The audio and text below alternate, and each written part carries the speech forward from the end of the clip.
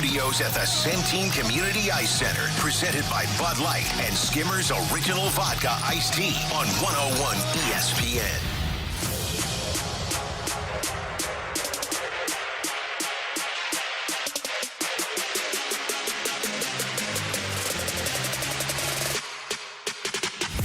Now to Cole, walking down the middle, shoots and scores. 5-hole on Joe Hofer, and the first shot on goal heads to the back of the net. Don't like our response after we give up the first goal. The rest of the first period was very lackluster. Wrist shot deflected down, rebound to the far side. They shoot and score, and there it is, Logan Cooley with a natural hat trick in the first period. 3 seconds left in this one. Mayhew's going to clear it out, and Utah hammers the Blues tonight 7-4. It's tough to come back from a 4-0 deficit after the first, but once the emotion ramped up in the second period, I just thought we really started to come. We saw more structure of our game. The hound was on. We got rewarded for hard area goals, and that's what you got to take out of this, is how you build the next game, like you said. And I guess that's one takeaway that you could have from last night's game. That voice you just heard was Steve Ott following the 7-4 loss on home ice against the Utah Mammoth, a game that was over before it ever really began. Alex, I turned on the game last night. I was hanging out with Luca. We were doing a few things. I went out to grab dinner for us. We got some Mexican food for takeout. Good. It was great. I get home, turn the game on. We're like 4 minutes in, and they're down 3-0.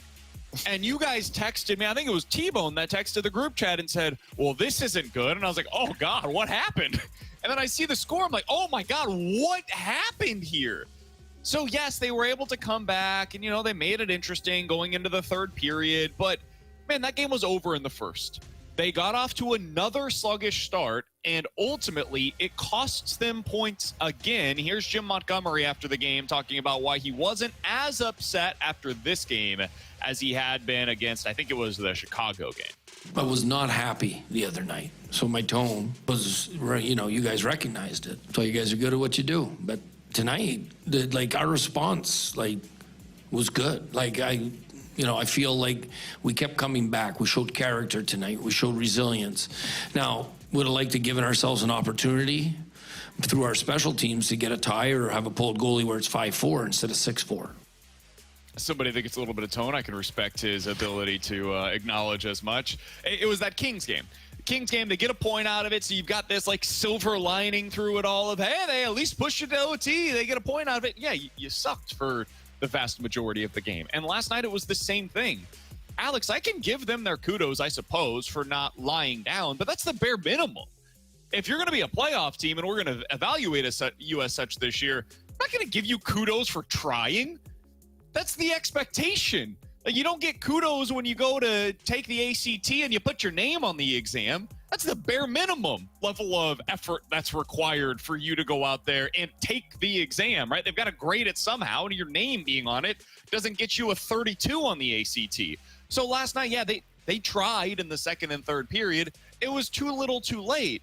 And so that, to me, was a test of you see what you want to see. If you want to see the Blues giving the effort and bouncing back and responding, well, you got that. They did bounce back, and they did respond, and they did show emotion, and you saw more of what you wanted to see out of their game. But for me, what I saw, Alex, is a team that for, the 5th time in the 7 games that we have played so far this year, they didn't start on time. Again, you have a goalie that seems to be in his own head right now. I don't know what's going on there. A forward group that is far too lackadaisical, and your top players aren't playing well enough right now to be able to consistently win defensive pairings that have been so juggled up that nobody has chemistry anymore. So I see a team that is in real chaos right now. That's what I saw in the game last night. What did you see?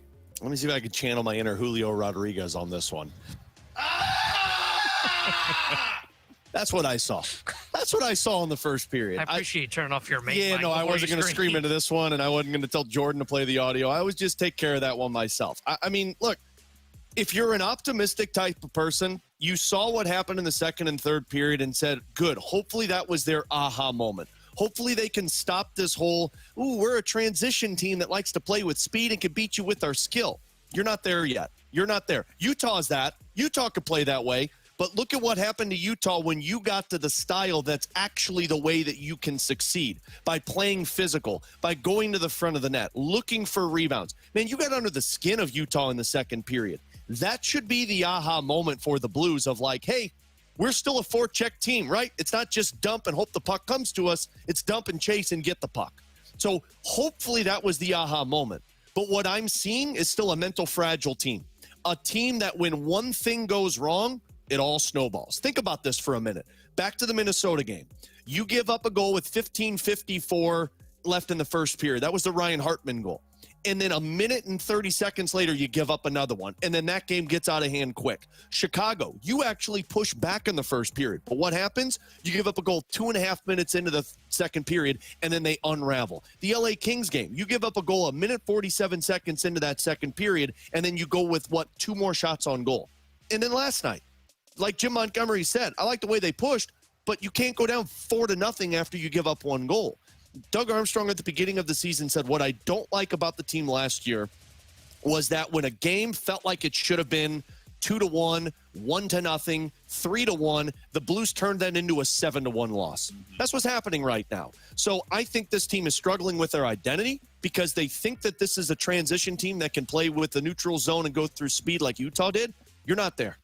This is a team that has to forecheck, has to play physical in front of the net, has to be dragged into the fight by guys like Shen and Walker and Joseph because their top players just don't start on time. And then after all of that, they finally find their game. So I don't know where this puzzle has to be found because right now it feels like all the corner pieces are in the Monopoly box and all of the game pieces for Clue are stuck in the puzzle box upstairs. It feels like 3 different things in one area. It feels like everybody is either A, trying to be too perfect, or B, waiting for somebody else to make a play. Like, I don't question this team's ability to be physical or their willingness to be physical in some of these battles. I question their ability to create offense consistently. That's where they're at right now, man. Like you mentioned the forecheck, Alex. It looked good at times, especially in the third period. But for the entirety of the first period, it was non-existent. They did nothing in the offensive zone. They finished with 3 shots on goal at 5-on-5 in the first period. They had 4 shots on goal at 5-on-5 in the second period. You had 7 total shots on goal through the first 2 periods at 5-on-5. 7. That's inexcusable. That cannot happen, especially when you're down as much as they were after that first period. So it's just one of those things right now where, like, their fourth line, they don't have that identity line that they did a year ago, but they're doing everything they can to work the Blues back into these games. Braden Shin is trying to will his team back to victory with some of these physical plays. Tyler Tucker's trying to fight everybody on the ice. You know, like it's not a matter of them lacking the big hit or trying to get the emotion going. It's that, okay, these things are happening, these moments are happening, but nobody then takes that and says, all right, now let's go make a play.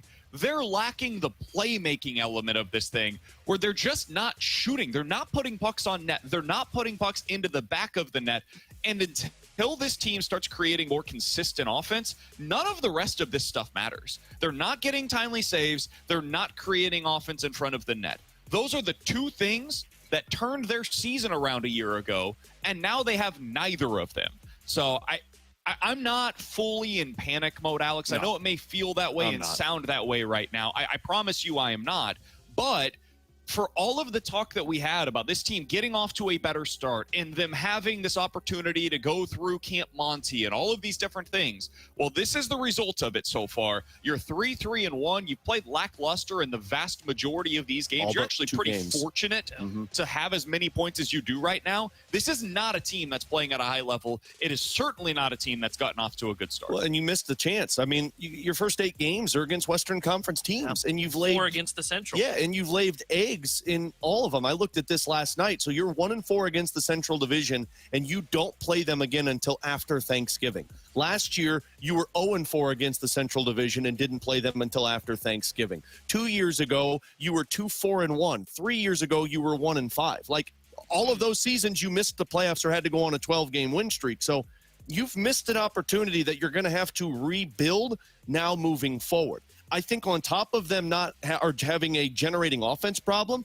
they got a finishing problem. Yes. You've got too many guys that are just looking off opportunities to score. Last night, I asked Steve Ott about the power play, which I know we'll talk about a little bit later, but he said we've got a lot of guys that are just looking for the next pass. I think Buchnevich said after the game, we're trying to pass the puck into the net. Everybody's saying the right thing, but nobody is on the same page. Everybody is still trying to do different things on the ice. They also, I think part of the reason that these slow starts are happening, they've got we're expecting the game to come to us problem. I think they're expecting the first period to kind of be a slow-moving game, and, our game will come as it goes. Man, every time that the Blues have gotten their butts kicked against the opponent, you know what's happened? The other team's gone out and taken it. Last night, Utah just basically said, we're going to take this game. Logan Cooley took it over. The LA Kings, they did that in the second period, pounced on a turnover. Chicago, they went in and they said, we'll take the second period. The Blues are going to have to get to a desperation point like they got to last year that made them go on that 12-game win streak that says, no, we are going to take this game in the first period, because if you want to keep playing catch-up hockey, and some of this is on the goalie's not making the save, if you want to play catch-up hockey, you're going to probably be on the bad side of a loss almost every single night. It's the last thing I wanted to get to here, because Joel Hofer, man, I think he's a good goalie. I think he's going to be fine down the road. I do not think this is something where long-term you, signed the wrong guy, you made a bad decision. I don't feel that way about it at all. However, he's playing incredibly poorly right now. He needs to be better than what he has been through the first 3 games of the regular season. The last 2 games, he's been borderline unplayable, Alex. Yeah, he's been pulled in 2 of the 3 starts. I mean, it's just not good enough. They need him to be better. And I know some people, and Alex, you're certainly on the other side of this. I had no issue with him starting last night. I was fine with it. It had been more than a week since he had last been in net. Go out there, play, because you're going to need to have a, relatively speaking, even split between he and Jordan Binnington. There's going to be a long season for Binner, man. If this team plans to play in the postseason, and he's potentially going to be Team Canada's goalie in the Olympics, it's going to be a long year. There's going to be a lot of hockey to be played between now and the start of the postseason. So keep that guy fresh. He's better when he's fresh. I'm fine with him starting Joel Hofer. He's been a good goalie for you previously. But in order to do that, he has to perform. And right now, he's not getting the job done in net. This is a team that relies on its goalies, and really this is every team, but certainly for the Blues, they rely on their goalies to make those timely saves. And right now, Joel Hofer, not all of this is his fault, but sometimes you just need your goalie to make a save. He's not doing that often enough. No, he's not. And, I feel bad for him, because that Ian Cole goal, the first one that went in, he didn't see the puck. You could watch his body language. He was trying to track it around Falk's body, and he couldn't see it. That one goes in. But then after that, it was much like that Chicago game where it's just positioning wasn't right. He got beat 5-hole, and you could see the frustration on Joel Hofer's face. And I don't think it's all on him. The team puts him in that position too with D-zone turnovers. I think they had 12 of them in that game, or 6 of them, if I'm not mistaken. I might have doubled that in my own head for thinking how bad that game was versus. But it's too on many. The number is too many. This is kind of like what it was 3 years ago with Jordan Binnington, to where he was giving up all those backdoor tap-ins, and it's like your goalie's got to make the save. Yeah, but you also need the team to stop putting him in that type of position. Joel Hofer looked awesome in Calgary. That's the Joel Hofer that I think he truly is as a goaltender. But right now, he's just going through it. And I think it was smart to get him out of the game, because things would have gotten worse quick. I wouldn't have started in that game. I'm not the goalie coach. I think in Central Division games that are impactful for the Blues right now that are going through it, Jordan Binnington's just locked in. But I would expect Joel Hofer to play on Saturday, because regardless if you would have played him or you wouldn't play him, if he's broken, if he's not broken, you need Joel Hofer. You have to have Joel Hofer, whether it's early in the season, late in the season, or moving forward, because the uncertainty of Jordan Binnington and the contract situation in terms of will he be here beyond the final year, which is next year, I don't know. You need Joel Hofer. I think he'll be fine, but right now, man, it's just dysfunction all over the ice, and the goalie's taking the brunt of it. He's Alex Ferrario. That's Tanner Hendrickson. I'm Brandon Kiley. We're broadcasting live at the E&B Granite Studios out at the Centene Community Ice Center. We've got Jordan Deacon back in the studio for us today. We will have Mike McKenna joining us in about 15 minutes. If you guys have any questions, sports or otherwise, we'll get into those coming up at 11:45.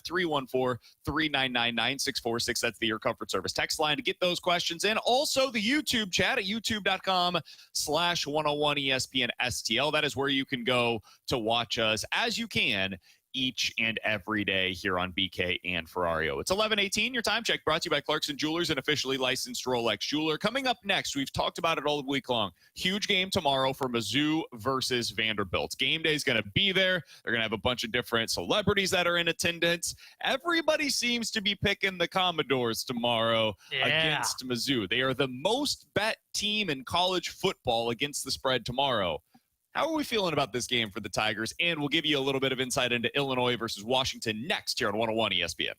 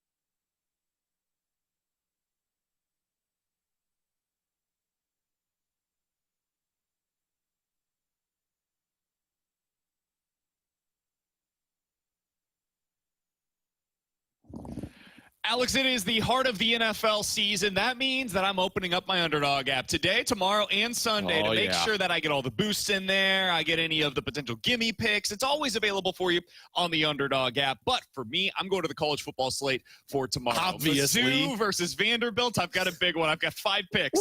Here we go. Diego Pavia lower on his rushing total. I've got Ahmad Hardy higher on his longest rush attempt of the game.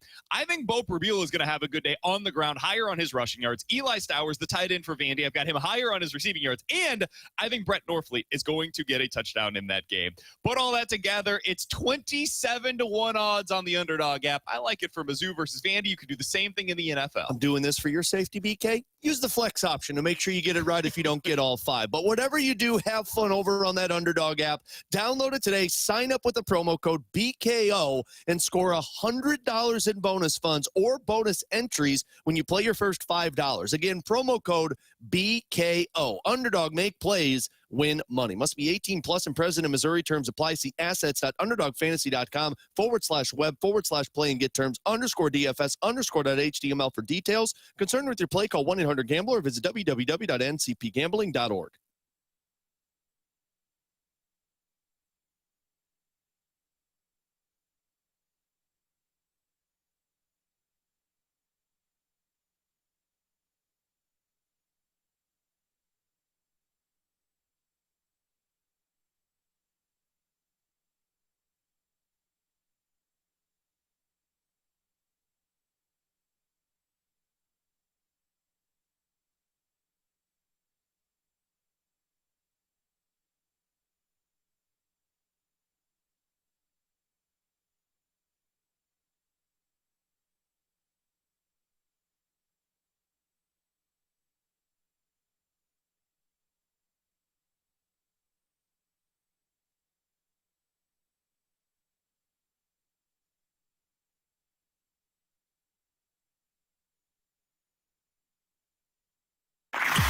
Broadcasting live from the Centene Community Ice Center inside the E&B Granite Studios. This is BK and Ferrario on 101 ESPN. Presented by Bud Light and Skimmers Original Vodka Iced Tea on 101 ESPN.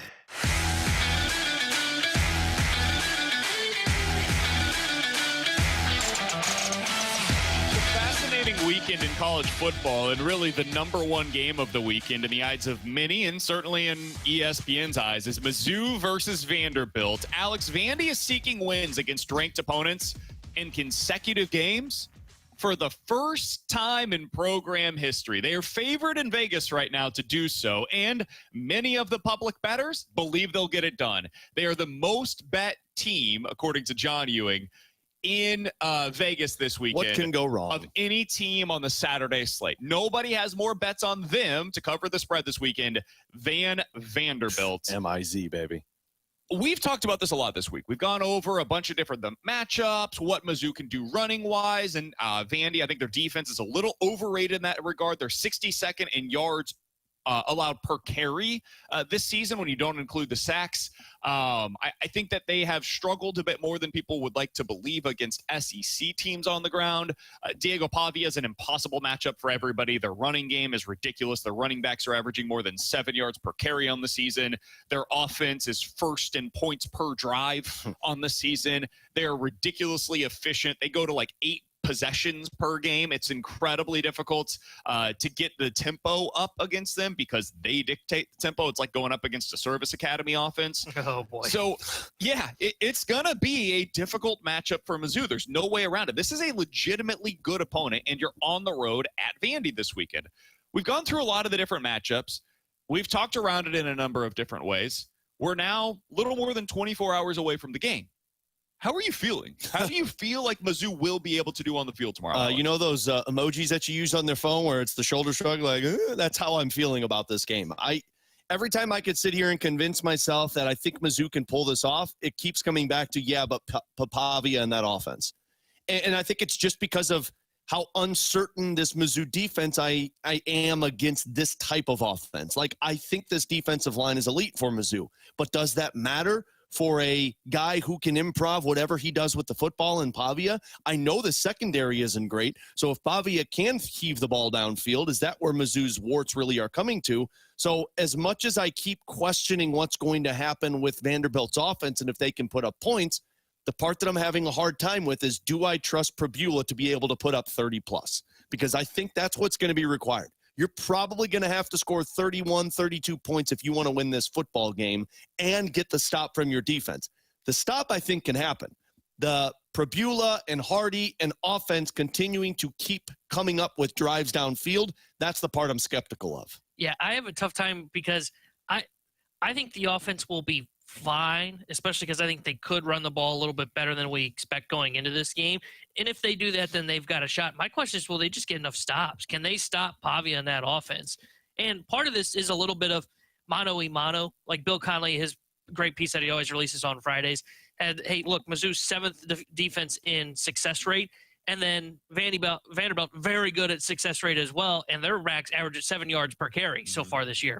So, okay, does your defense do enough to get stops? Okay, maybe they can slow down the running game, but my question then becomes, okay, well, can they stop Pavia in the passing game? And not just stop Pavia in the passing game, but the element that comes off of Pavia in the passing game is, by the way, if you don't contain Pavia, Pavia is going to take off up the field for 20 yards and pick up a first down with his legs. And I just don't know if they're going to be able to do that. I feel like they did a good job containing Jalen Daniels, who is more of a scrambling type quarterback.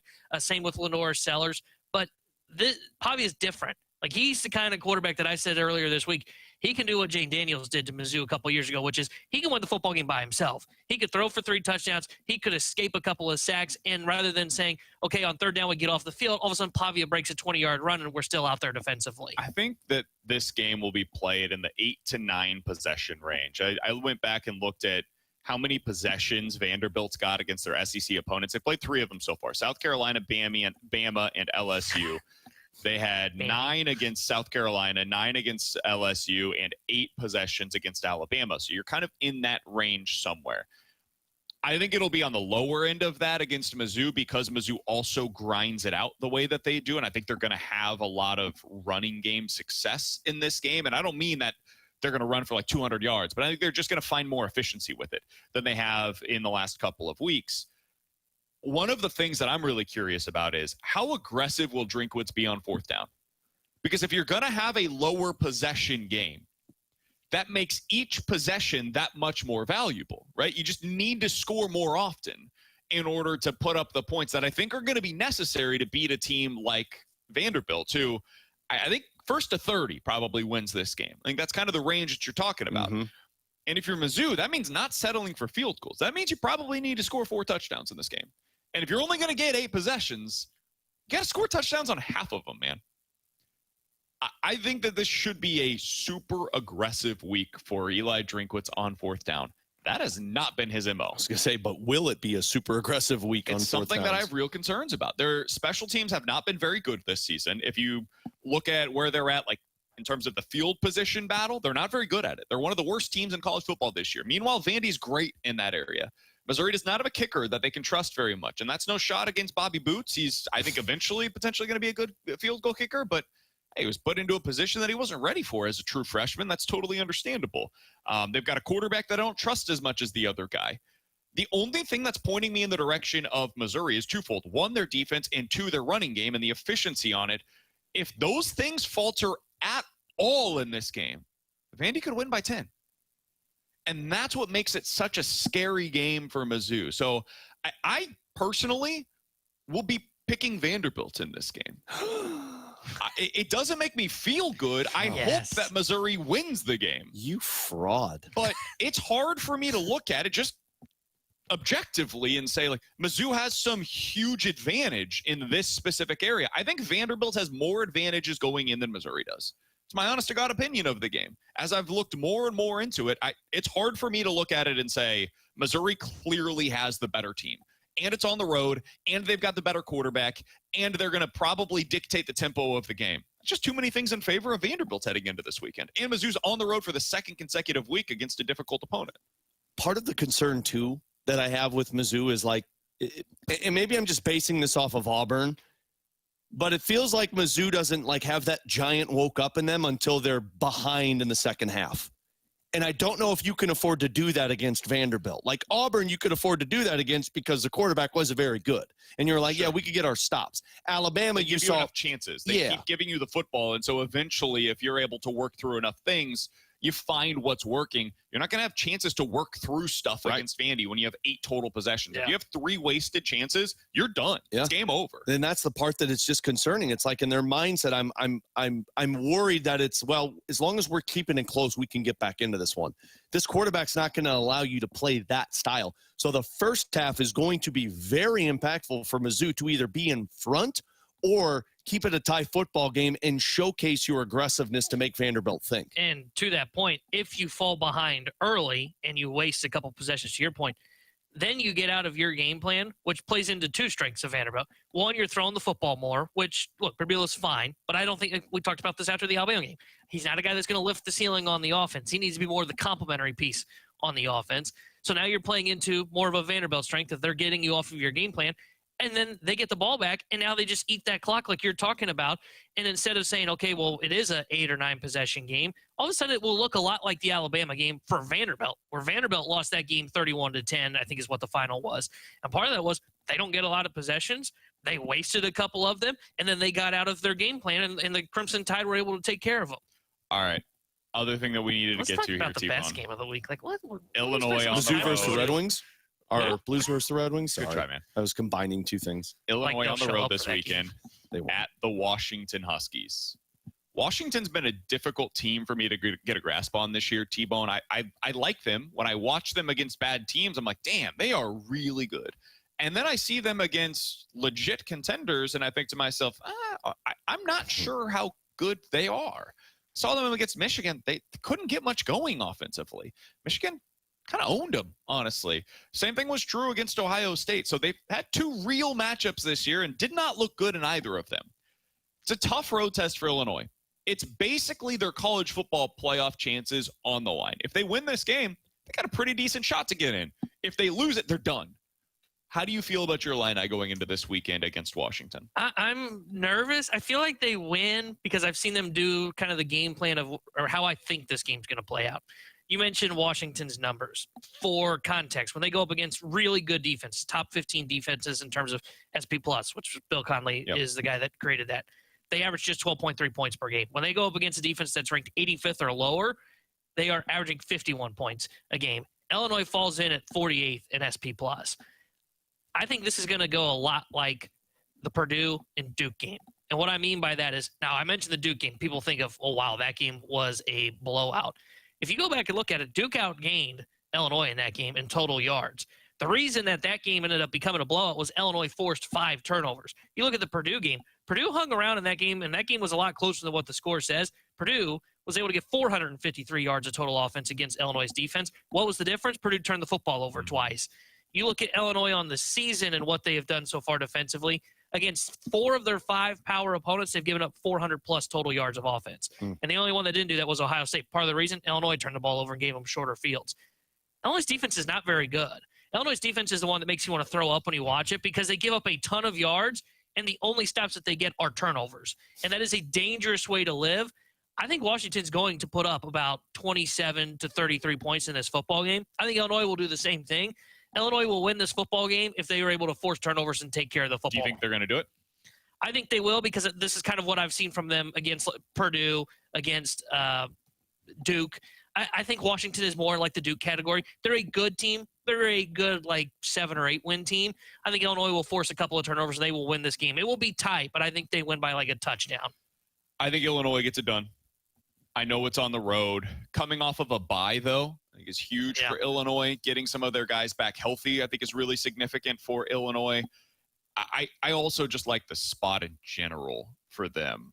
Washington coming off of a tough road trip against Michigan. I think they can see, season's very much on the brink here. If we lose this game, we got Oregon later on this season. I don't feel good about that one for them personally.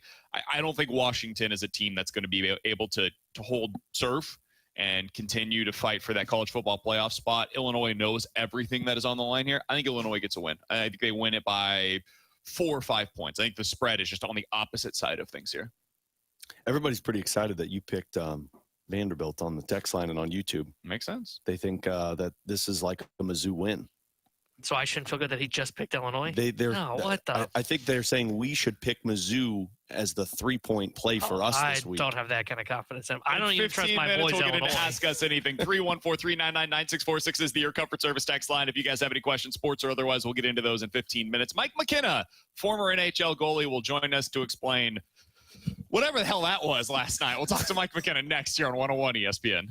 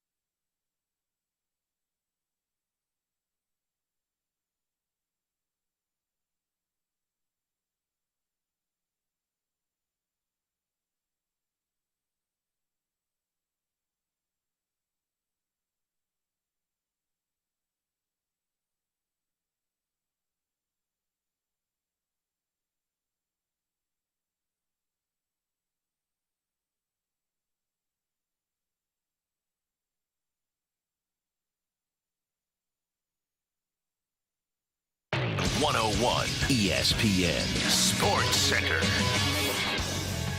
I'm Jordan Deacon. This Sports Center update is driven by Johnny Londoff Chevrolet and Johnny Londoff Autoplex. Last night, the Blues lost to the Utah Mammoth by a score of 7-4. They are off today and back in action tomorrow, taking on the Detroit Red Wings. Pre-game show right here on 101 ESPN will begin at 5 o'clock, and then puck drop will be at 6. Coming up next, though, the guys are joined in studio by Mike McKenna to talk things Blues hockey. I'm Jordan Deacon. This Sports Center update was driven by Johnny Londoff Chevrolet and Johnny Londoff Autoplex. See them at Londoff.com. Chevy, together we drive. Are you kidding me?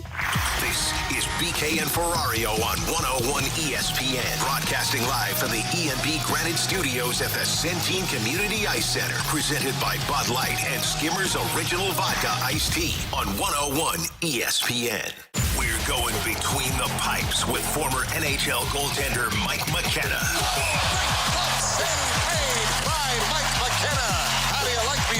Between the Pipes is refreshed by Macadoodle Spirits, fine wine, beer, and cigars. Now open in Darden Prairie.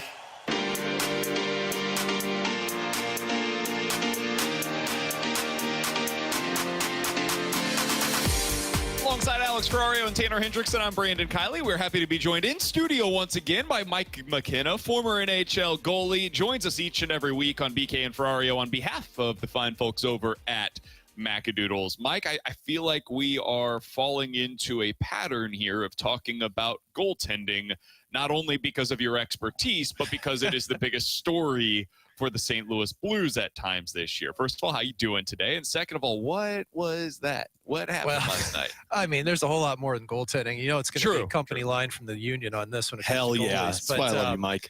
There's a lot more going on than just what's happened with Joel Hofer in 2 games. And, you know, I feel for him because you could see after Joel got pulled last night, it just – I've been in those shoes. I felt that feeling. Like, are you surprised he stayed on the bench? I'm a little surprised he didn't just go into the room. That's what you should do. Yeah. You should be on the bench. You're okay. In my eyes, I believe that. Well, I just know they typically go back and they shower, they cool down, and then they come out and sit down. Like, maybe we've all been kind of fooled because of Connor Hellebuck just takes off. Well, that's the one that I was thinking of. Touche. But, I mean, yeah, you go, you can compose yourself, sometimes come back.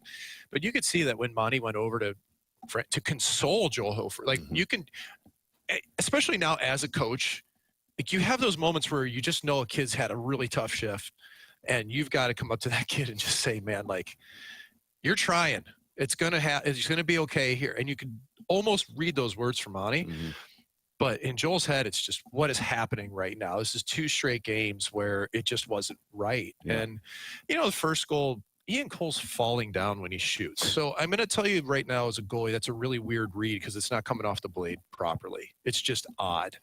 It doesn't excuse it, right? You got to get your pads down, but it's a weird read. The third goal was the one that really was a crusher, that he was so deep and off angle. And that's where you can just sense it, that his confidence is not at the level that it should be, right? When you start to lose your angle, when you stay deeper in your net, you're trying to play it subconsciously. You're playing it passive. You're trying to play it safe. Safe isn't good. I ran into that my first year in the NHL. I did about 2 weeks where I felt pretty confident, and then I started to sag back, and it just spiraled worse and worse. So it'll be interesting when he gets his next start, how it goes. You could tell they didn't want to pull him last night. Yeah. I really don't think Monty wanted to pull him. Well, and I felt like it was a 50-50. We don't want to pull him for his own sake, but we also can't keep using Jordan Binnington. I mean, he's played every single game since Calgary. And, I guess that's just the next question, Mike, is from a goalie's perspective, the only way to get that confidence back is to go back in, right? Yeah, you can't do anything other than that, but a good week of practice can really help you. Can it? You know, sometimes a day off and coming back and just kind of going through your fundamentals, you can gain a lot of confidence by just having a great practice. And sometimes it just takes one drill, it can really flip things for you. So I feel goaltending is a little bit different than it is for defensemen, who there's a problem there right now. Yeah. Other positions where when you're playing every single night as a player in the NHL, that's how you get it. You get back on the ice every night. Well, goalie, we don't necessarily play every night. You get the time off to it. So Binnington, my only concern is that I think his glove's worn out right now. Yeah. The number of pucks that he caught, not last night, but the previous game, was just insane. And you can't rely on them that much. Too many odd mans, too many breaks. We're seeing it right now. They're just loose, man. Can I ask one more to you, Mike? Because I felt this last night, and I'm curious from a goalie's eyes if you see it too. It seems like it's just chaos in front of the goalie in their own end. It doesn't feel like there's structure. It doesn't feel like there's any rhythm to how they're exiting the puck out of the zone. Do you see that, and how does that impact a goalie? You see it against a team like Arizona.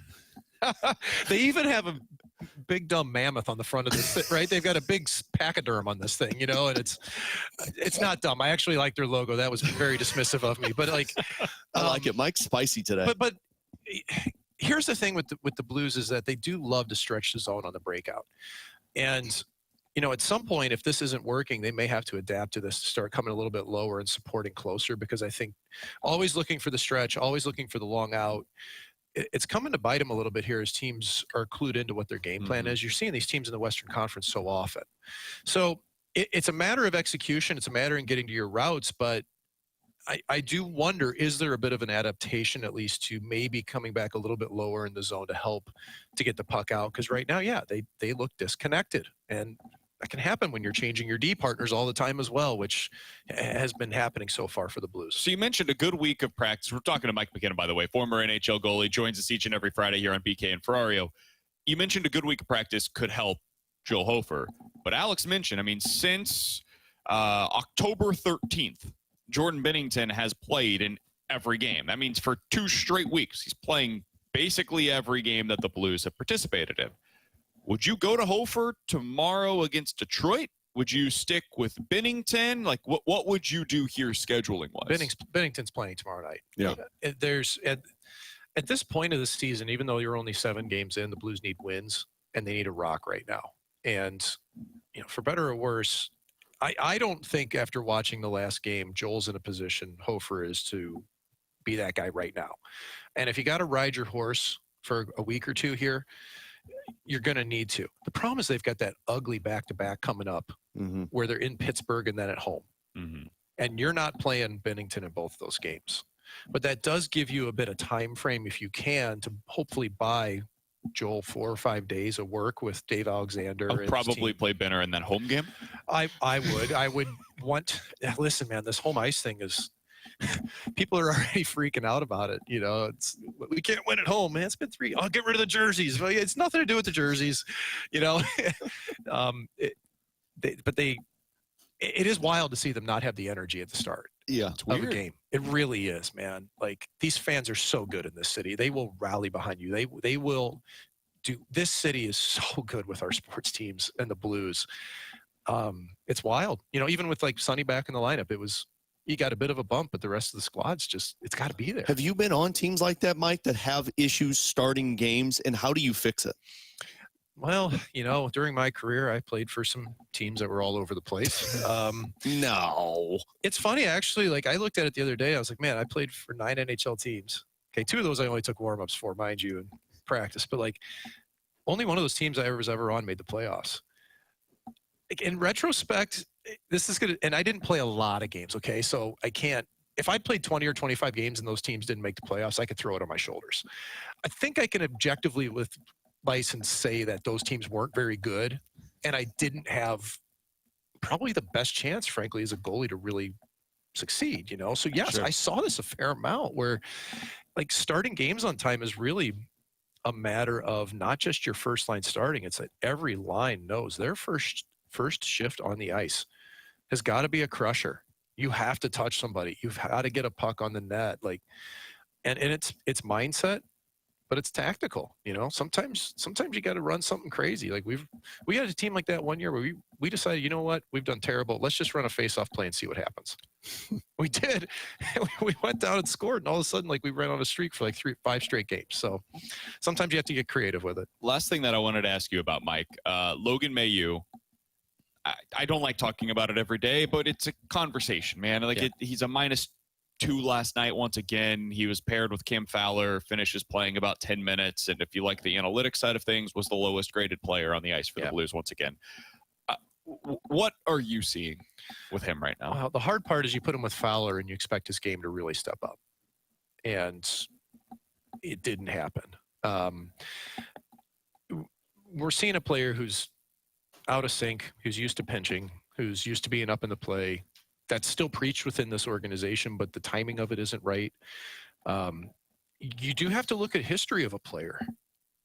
He has not been a defensive stalwart ever. Junior hockey, I mean, on a team where you put up point a game and you're plus 15 in the OHL, it's pretty good. But he's been a minus player in the A. He's been a minus player in the NHL.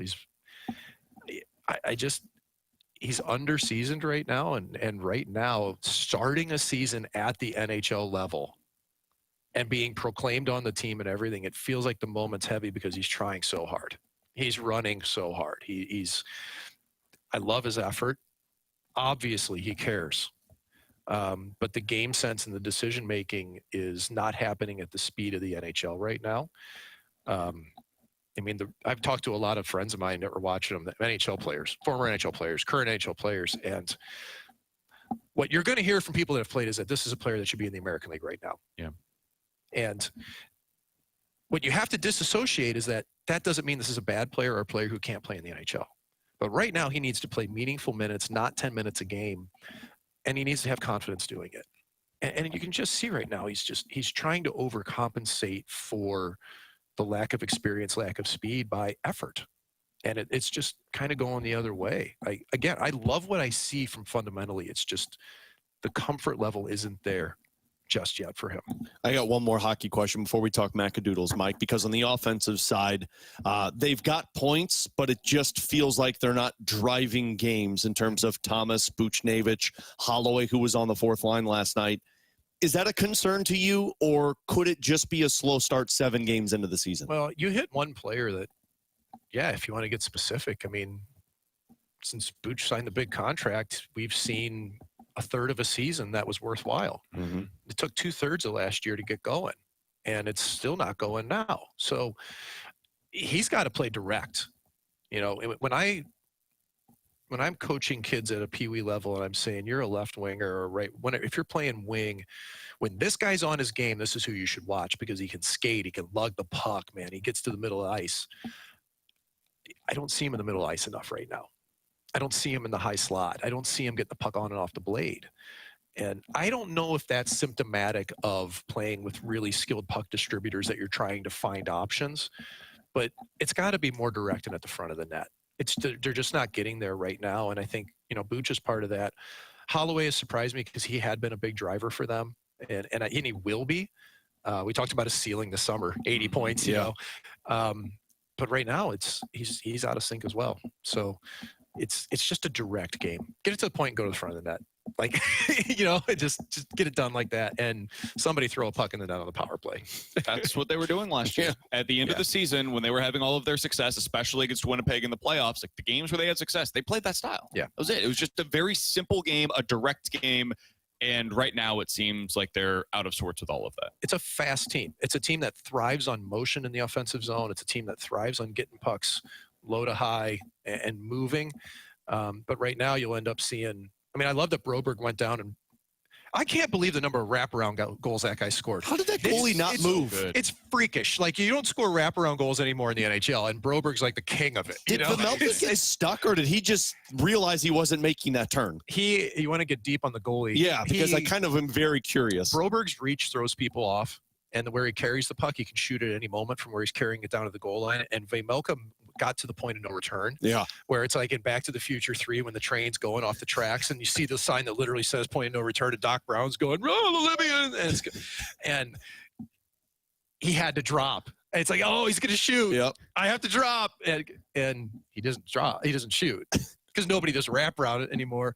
And then Vejmelka was caught outside his posts. And if you're outside your post, you're not recovering. And then all of the defensemen took the longest way possible to turn around and see that Broberg was coming on them. Well, they're all going, is this guy really wrapping the puck around the net? And that's the hard part. The thing about goalies, though, is that you want to play that in front of your post so you don't give up a bad short side goal, which drives fans, coaches, everybody crazy. So Vejmelka had the front side covered. Mm-hmm. So where was the defenseman Just on the backside? All right, Mike. People are looking forward to this weekend. We got the World Series to watch. We got a big Mizzou game, big Illinois game. We got NFL action on Sunday. We got some Blues action this weekend. You were going to forget it, weren't you? You might really need the Macadoodles for the Blues game. So whether people are going tailgating, having a bonfire, whatever it might be this weekend, what can they get over at Macadoodles? Okay, so Camus 50th in wine. This is kind of a limited run. We just got a huge amount of it in for the holidays. It may not last long, so that's something. If you got your eye on it, get that bottle. Craft beer actually has hit a really cool moment right now where we've got stuff from Hopewell and from Third Wheel out of St. Peter's. We got a peanut butter porter time out there. Tastes like Reese's. Awesome. Some of this stuff's insane in craft beer. So we've had some super cool drops there. Second Shift just did one called Retro Brew. And it's blue and yellow, and it's actually a play on Let's Go Blues, Big one here, 2 p.m. when I get back to the store here, I'm going to put a bundle out. If you buy one of our barrel picks, which we have a Four Roses, a James E. Pepper, a Larceny, and a Planter sitting in our store right now, and soon to be a Horse Soldier coming as well. If you buy one of those barrel picks, you can have yourself an E.H. Taylor small batch at $59.97 normal MSRP. So that'll be a fun bundle. It's going to hit the shelves at 2 o'clock. But it's been a lot of cool stuff. We're changing over from holiday here. Next week, we're going to have ourselves on Thursday a Halloween bash. On the 30th, we'll have allocated bottles out. We're going to have adult trick-or-treating costume contests, zombies walking around, black lights. So we're having a lot of fun out there, Brian. We're just north of the Page Extension, corner of Bryan and Feisey Road. Come see us. That is what you can get over at Macadoodles. If you see him out there, be sure to say hello, take a picture with him, hang out with Mike. He'll show you around the place. It's a really great time. Mike, appreciate the time as always, man. We'll talk with you again next week. Hey, man, go Blues. This is a good stretch for him. 314-399-9646. That's the Air Comfort Service text line. We'll get into Ask Us Anything, sports or otherwise. We'll do that next year on 101 ESPN.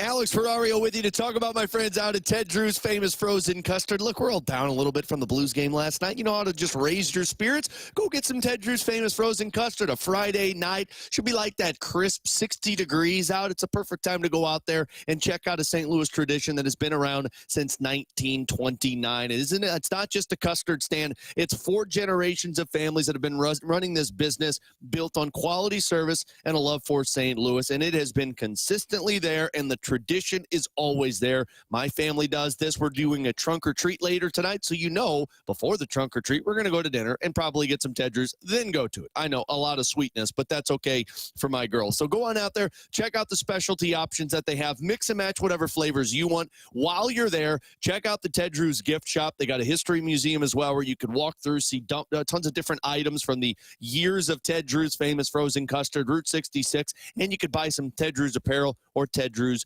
gift card. 96 years, 4 generations of family serving St. Louisans that famous frozen custard. Ted Drew's unmatched quality, unforgettable taste.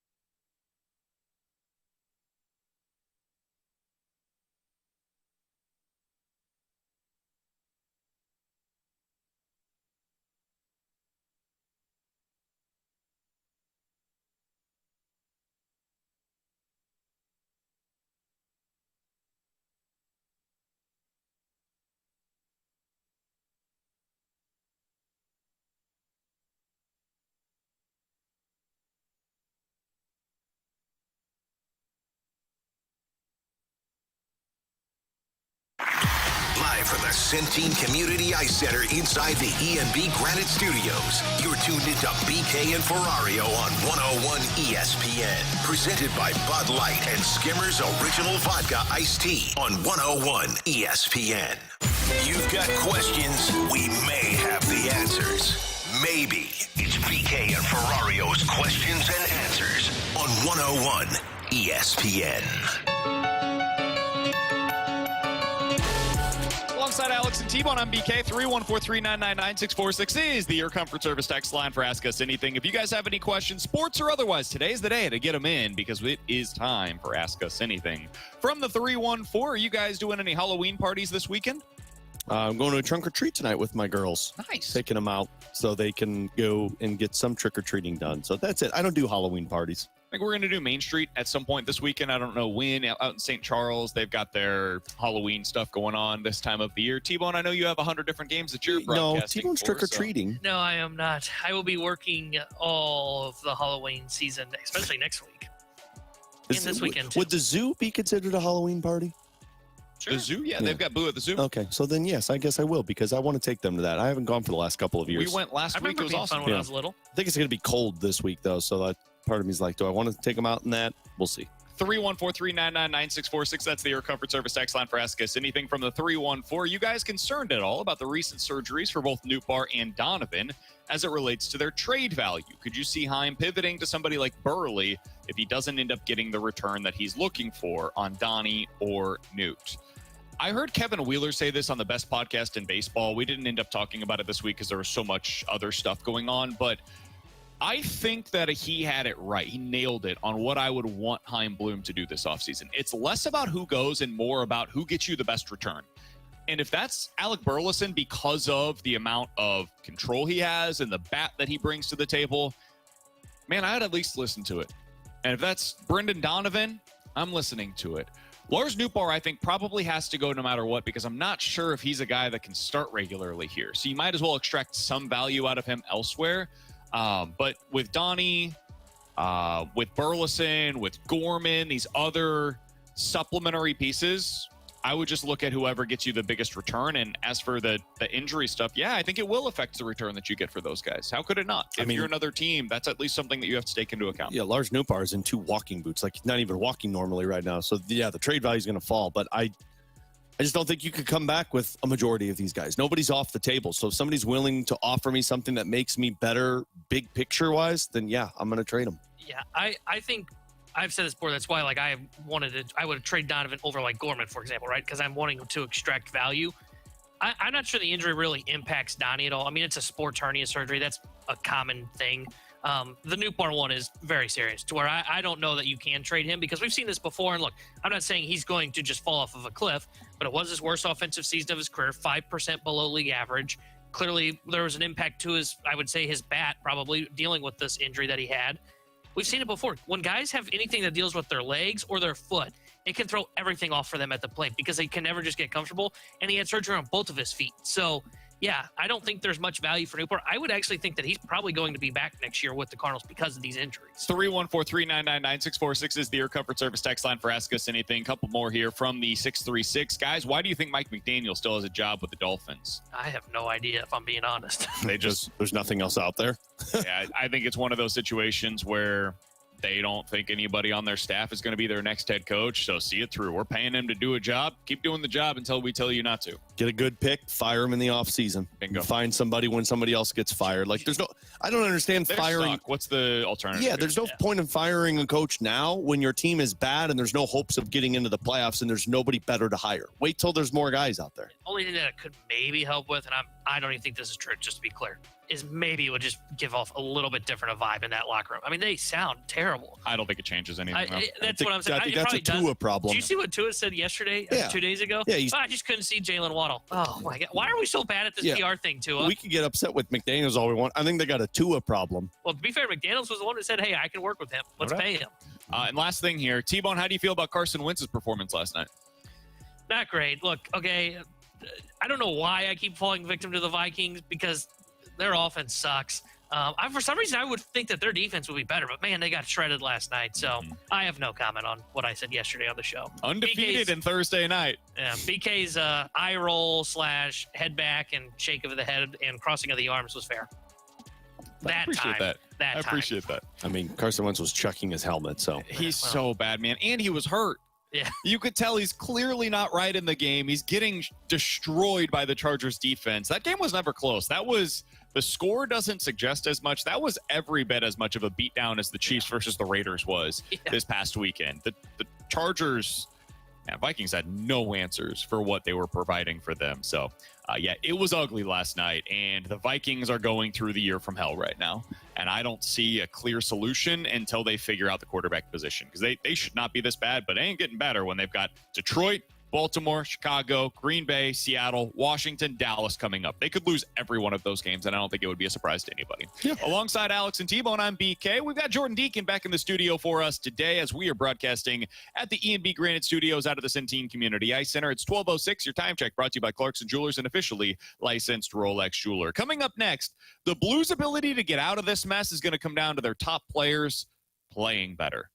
Can they do it? How long is it going to take? We'll talk about that next year on 101 ESPN.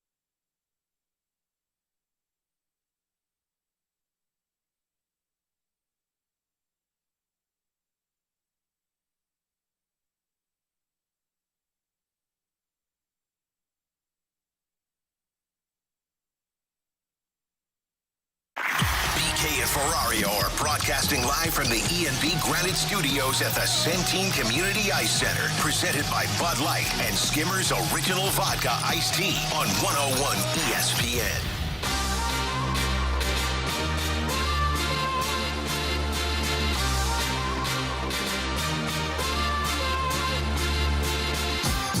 There's a lot that's gone wrong for the Blues this season, it turns out. Logan Mailloux is a conversation. Joel Hofer is a conversation. They're going to need to get that fourth line going to become an identity line, an element line, as Doug Armstrong called them previously. All of this is true, but ultimately the successes or failures of this team, it doesn't have to be that complicated.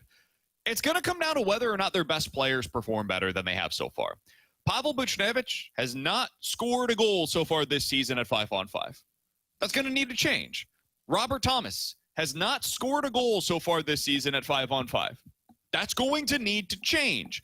Dylan Holloway so far this season has scored 1 goal and has 2 points and is a -6 through 7 games. That has to change. Your best players have to play like your best players. How many times have we said this over the last 5 years, Alex? Until that changes, man, this is what we're going to see. It's going to be a lot of inconsistency because secondary pieces on a team are inconsistent. We've talked about this with the Cardinals for, 7 years now. Most seasons, when they have their struggles, it's because either they don't have the best players, like they don't have guys that are MVP candidates, and so you're asking secondary pieces to perform like that. That's just not fair. Or their best players aren't playing up to par. Well, the same thing is true for the Blues right now, where their best dudes just aren't playing as such. So we can have our conversations, and we will, about all of these secondary pieces and what's gone wrong for them, the backup goalie, the third pair defensively, the bottom 6 forwards. But, man, this is about your top-line caliber players not playing like top-line caliber players right now. Yeah, if you're frustrated by the team being 500, it's not because Matthew Joseph's in the lineup or Nathan Walker's playing the 4th line or the 3rd line or Texier played 4 games. It's because your top guys have not produced at 5-on-5. Like, yeah, you got power play goals from Robert Thomas and Pavel Buchnevich, and that's great. And somebody texted in and said, what are you guys talking about? Pavel Buchnevich almost has a point per game. Yeah, but look at when those points have come. They've come at points when the game has been out of reach, or like last night, came on the power play, which is great. But as I'm watching Utah perform last night, the best players outshined your best players. No doubt. Logan Cooley went out there and just dominated the moment he was on the ice. Clayton Keller had a massive goal off of the rush at the worst time if you were the Blues.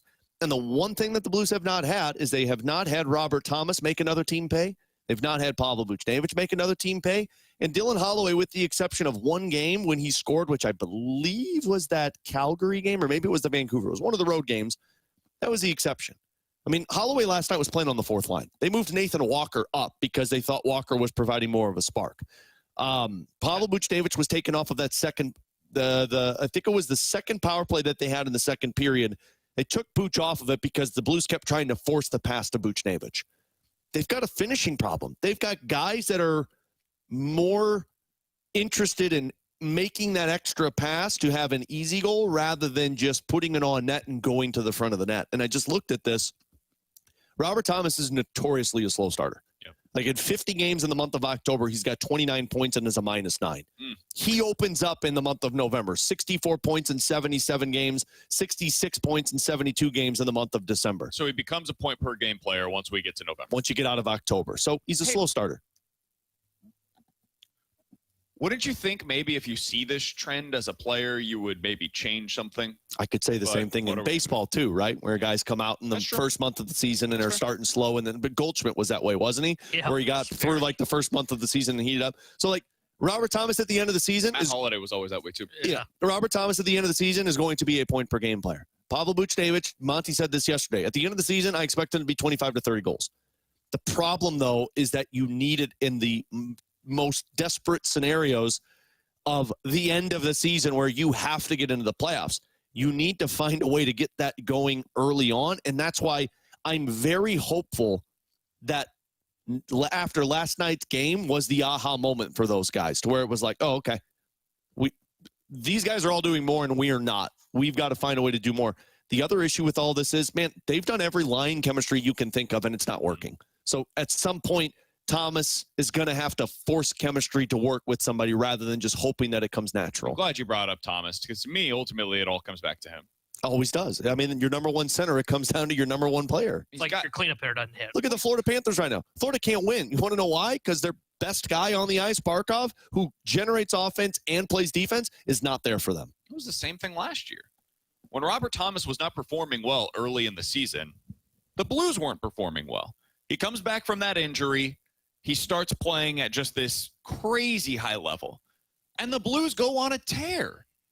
That's not coincidental. It's causation. Like, Robert Thomas was the driving force behind it. Mm-hmm. I remember we had these exact same conversations last year, and I was like, why isn't Robert Thomas playing well? Like, am I missing something here? What's going on?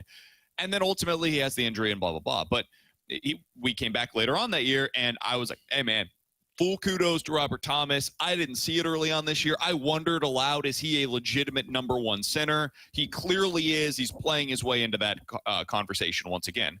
Well, right now we're back to where we were at this time last year. And until that changes, this is going to be what the team looks like. Because right now, you look at the numbers when he's on the ice. The Blues this season at 5-on-5, when Robert Thomas has been on the ice, have been outshot 50-36. They have been outscored 7-4. The expected numbers, the only player that is worse on the team is Logan Mailloux. That is not the conversation that Robert Thomas should be in. Scoring chances, well in favor of the opposition. High danger chances, well in favor of the opposition. It's all bad, man. I can't find a single number to support the argument that Robert Thomas is playing at a high level right now. Not one. And yes, he's got tough matchups. I get all of that. That's the job of a number one center. You're good enough that the other team has to play against you too. That should be the way that we view it. Is like, yeah, he's getting tough matchups the way that Connor McDavid gets tough matchups, or Austin Matthews gets tough matchups, or Nathan McKinnon gets tough matchups. They're on the ice for half of the bleeping game. So, of course, they're getting tough matchups. They're going up against the other players that are playing half of the game. That's the case for Thomas. It should be a situation where Logan Cooley says, oh, crap, I have to go up against Thomas tonight. Mm-hmm. And instead it's, we're going to have success because we're going up against the Thomas line tonight. That's not good enough for the St. Louis Blues. They've got to be better. Monty said it before the game yesterday. He said, because somebody asked, why you're putting Thomas, Buchnevich, and Kyrou together in this game. And he said, because last season and the last two games that they played Utah, that's the lineup. That's the matchup Utah wanted for Clayton Keller's line. And we won both of those games, and they were the best line out there. And he's right. They had the game-winning goal in the game in Utah. And in those last two games against Utah, when they matched up against each other, Keller and Schmaltz were a -5 on the ice. But again, it's like it's this weird spot to where they're not coming out of the gate hot. They're going to get to that point. But the problem is when you don't come out of the gate hot, if you wait for them to get to their game in the middle of November, by that point, you might already be 3 or 4 games under 500.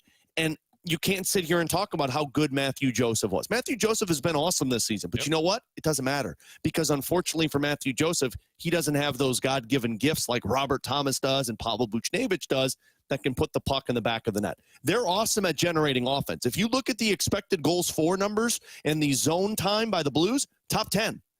The problem is all of the zone time and the expected goals, they're top 10. They're not scoring. So they're creating offense. They're not putting the puck on net, and they're not finishing. That's the difference right now. Keller, Schmaltz, Cooley, Bedard, Nazar, when you played Chicago, Minnesota with Kaprizov and Hartman, all these guys are finishing. Call it puck luck, call it Blues not finishing, whatever you want. The puck's not going into the net, and these guys aren't forcing the issue. Alongside Alex and T-Bone on BK. Coming up next, we've got our football pick'em. I'll be full disclosure here. I hate every single one of the lines that are out there this weekend. Me too, but I'm safe. We'll get into that next here on 101 ESPN.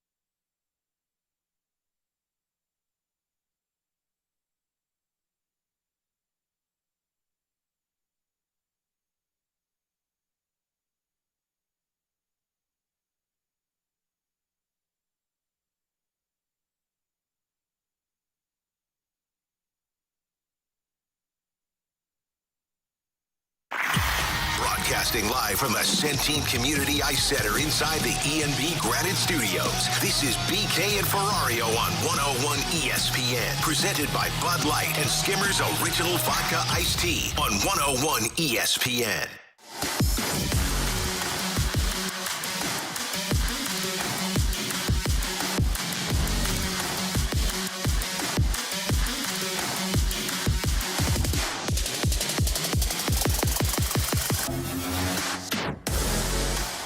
Every single one of the lines this weekend, Alex. Every single one of them. I feel like you should just have that as the lower third on the show. Like, put it on our YouTube page. BK hates the line on all of these games. I look at him, and I'm just sitting here in disbelief of, like, 6-point week then for BK. You know what one of the lines is that I love? Is this your 1-point play? Your 2-point Monday play? Night Football Washington Commanders plus 12.5. I love the Chargers last night. What was it, -3.5? I loved that, too. Unfortunately, ineligible it's for a us. Stupid rule. If you're new to this, we do it each and every Friday here on BK and Ferrario. We go through our picks going into the weekend, and we'll let you know how we're feeling about the games. The only real rules here are no props, no point totals. Has to be played prior to the start of the show on Monday, which means no Monday Night Football and no Thursday Night Football. A lot of rules, man.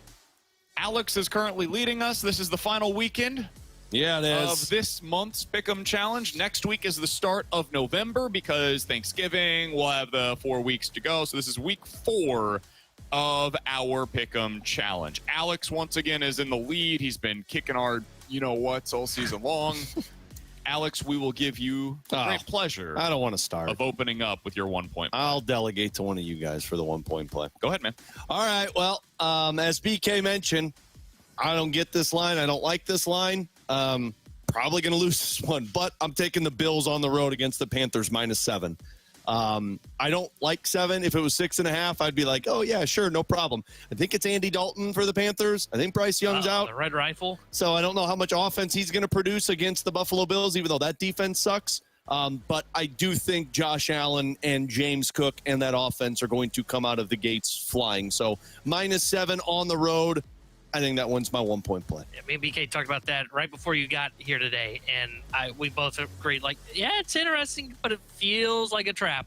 It feels like it's one that will not go well, and that's why I stayed away from it when settling on my games. My 1-point play, I'm going to college football, guys. We're going on a road trip where the bourbon is great. You know, it's smooth, gives you a little burn in your belly. And then you wake up the next morning and realize, oh, my God, I got to watch Kentucky football. They are awful in the SEC. They gave Texas a scare. I think that was their last game that they keep close in conference play. Give me the Tennessee Volunteers on the road at Kentucky, -8.5 points. I think they're going to put up 30+, and I think they'll do a good job of slowing down the Kentucky offense.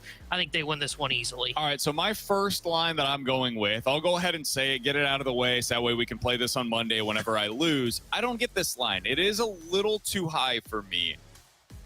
I think the Bears have been a better team this season than the Baltimore Ravens, and the Bears are a 6.5-point underdog on the road. They're for sure going to lose this game. They'll lose by like 25, and I won't understand it, and we'll get back here on Monday, and I'll be like, I guess, it was that big of a difference to have Lamar Jackson back into the lineup. That's all entirely possible, but based upon the two teams that I've seen so far this year, I think the Bears are the better team. I think they win this one straight up.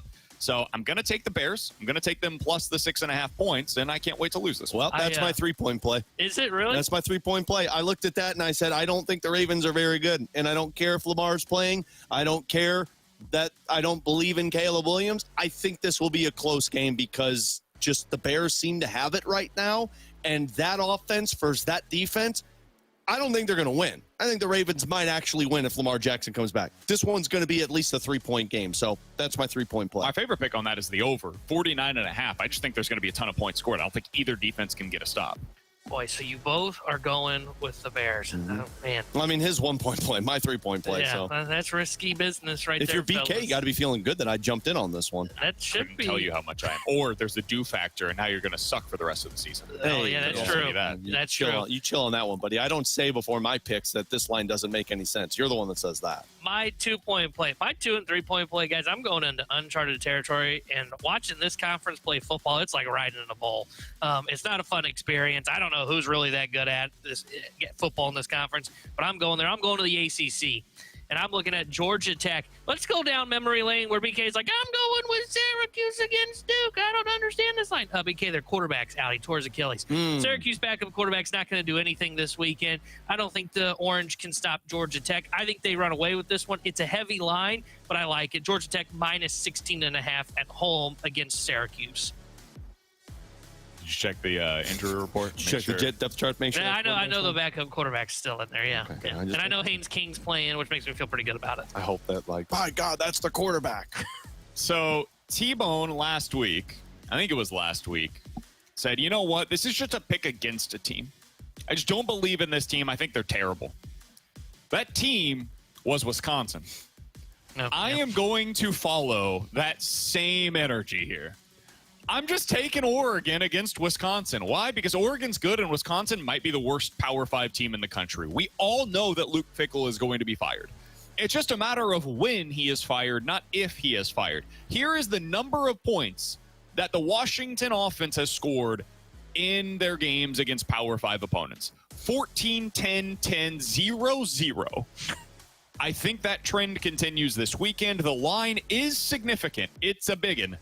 32.5 in favor of Oregon. I don't think that's high enough. I think Oregon wins this one like 42-3. Oh. They easily covered the spread. Give me Oregon minus 32.5 this weekend against Wisconsin. 32.5 makes me a little nervous. I actually like that. It's probably a good one, but I don't pick college football. I considered it. The only problem is it just takes one touchdown for Wisconsin to really throw that thing. I never considered it because I don't pull up college football, but I do pull up the NFL, boys, where I've been good, and I'm going with the Patriots minus 7 as my 2-point play. Browns, their defense is good. Might make life difficult for Drake May, but I just don't think Dylan Gabriel, that offense, puts up any points. It's in New England. Mike Vrabel, Drake May, they're feeling it right now. Minus 7, Patriots. It's my 2-point play. I considered that one. The 7 is what pushed me away. I wanted 6.5 for both of my 2 and 1-point play. I wanted 6.5, and I'd feel much more confident. If this was real, if we were actually putting money down on this and the push gave us our money back, I would jump on this. For us, it's a loss, so I try to stay away from those as best I can. My 3-point play, guys, some things in life are just destined to fail. Like the head coach for the San Francisco Giants that they just hired out of college, destined to fail. Bill Belichick going to the college game at 70-something years old while dating a college girlfriend, destined to fail at North Carolina. They are awful, the Tar Heels. He's probably going to be fired at the end of the year. Virginia's rolling into town with this high-powered offense. They're going to kick the crap out of them. Minus 10.5. Yeah, poor Bill's going to watch 30-plus points get put up on his home field again.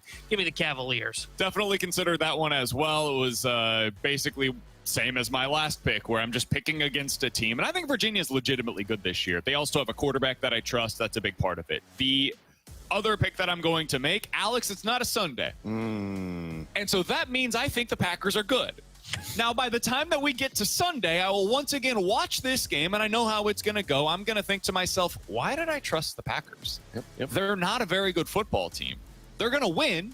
They'll end up winning by 2 points. I will not cover the spread, and I will be incredibly annoyed. But I like the Packers. I've got them minus 2.5 on the road at the Pittsburgh Steelers. I just don't think Pittsburgh's all that good. I think the Packers are going to give them a lot of trouble defensively. I don't think the Steelers are going to be able to score much in this game. I think the Packers ultimately win this one by about 7 points. So I'm setting myself up for failure. Can't wait to find out how I'm wrong on this one as well. But I've got the Packers minus 2.5 points on the road at Pittsburgh. Had that as my 3-point play, and then I looked at it and I'm like, I don't trust the Packers anymore. So I kicked them out and I moved everybody else up. I was kind of like you. I didn't have it as high as 3. I had it in the 1-point territory. And I went, they really struggled with the Cardinals. Am I really going to take them against the Pittsburgh Steelers? And I decided on no. Their offense can't put up that many points like I thought they could. And then I think Pittsburgh actually might make life somewhat miserable for Green Bay's defense. Did you guys have any other games that you considered? Because I've got I just am curious. Bengals. I considered the Bengals one. Oh, just because it's the Jets and they don't even have a quarterback. You're out Sauce Gardner. You're out Garrett Wilson. But the moment I pick that is the moment the Jets come out and actually perform, because it's probably going to be Justin Fields. He goes out, has a good game, and then I'm going to look back and be like, why did I even think this was possible? I was thinking about taking, not for this, but like this week, I don't mind the Jets plus 6.5. It's just a lot of points going up against a Bengals team that I still don't think is very good. And Joe Flacco is always prone to potentially throwing a couple of pick sixes. I liked the Colts too. It's just, I think when I looked at it this morning, it was 14.5. Yeah, that's a big that's spread. just a big spread. I like the 49ers plus 2.5 at the Texans. I thought this about weekend. that one too. I like Kansas minus 2.5 against K-State. K-State's running back is potentially going to be out for this one. And then I had Memphis plus 4.5 against USF as another one that I was looking at this week. I need to pull up, who was my survivor pool play? The NFL slate for me, one that I consider was Bucks minus 4.5 at New Orleans. But I got scared off of it because we saw Baker struggle finally for the first time without most of his weapons.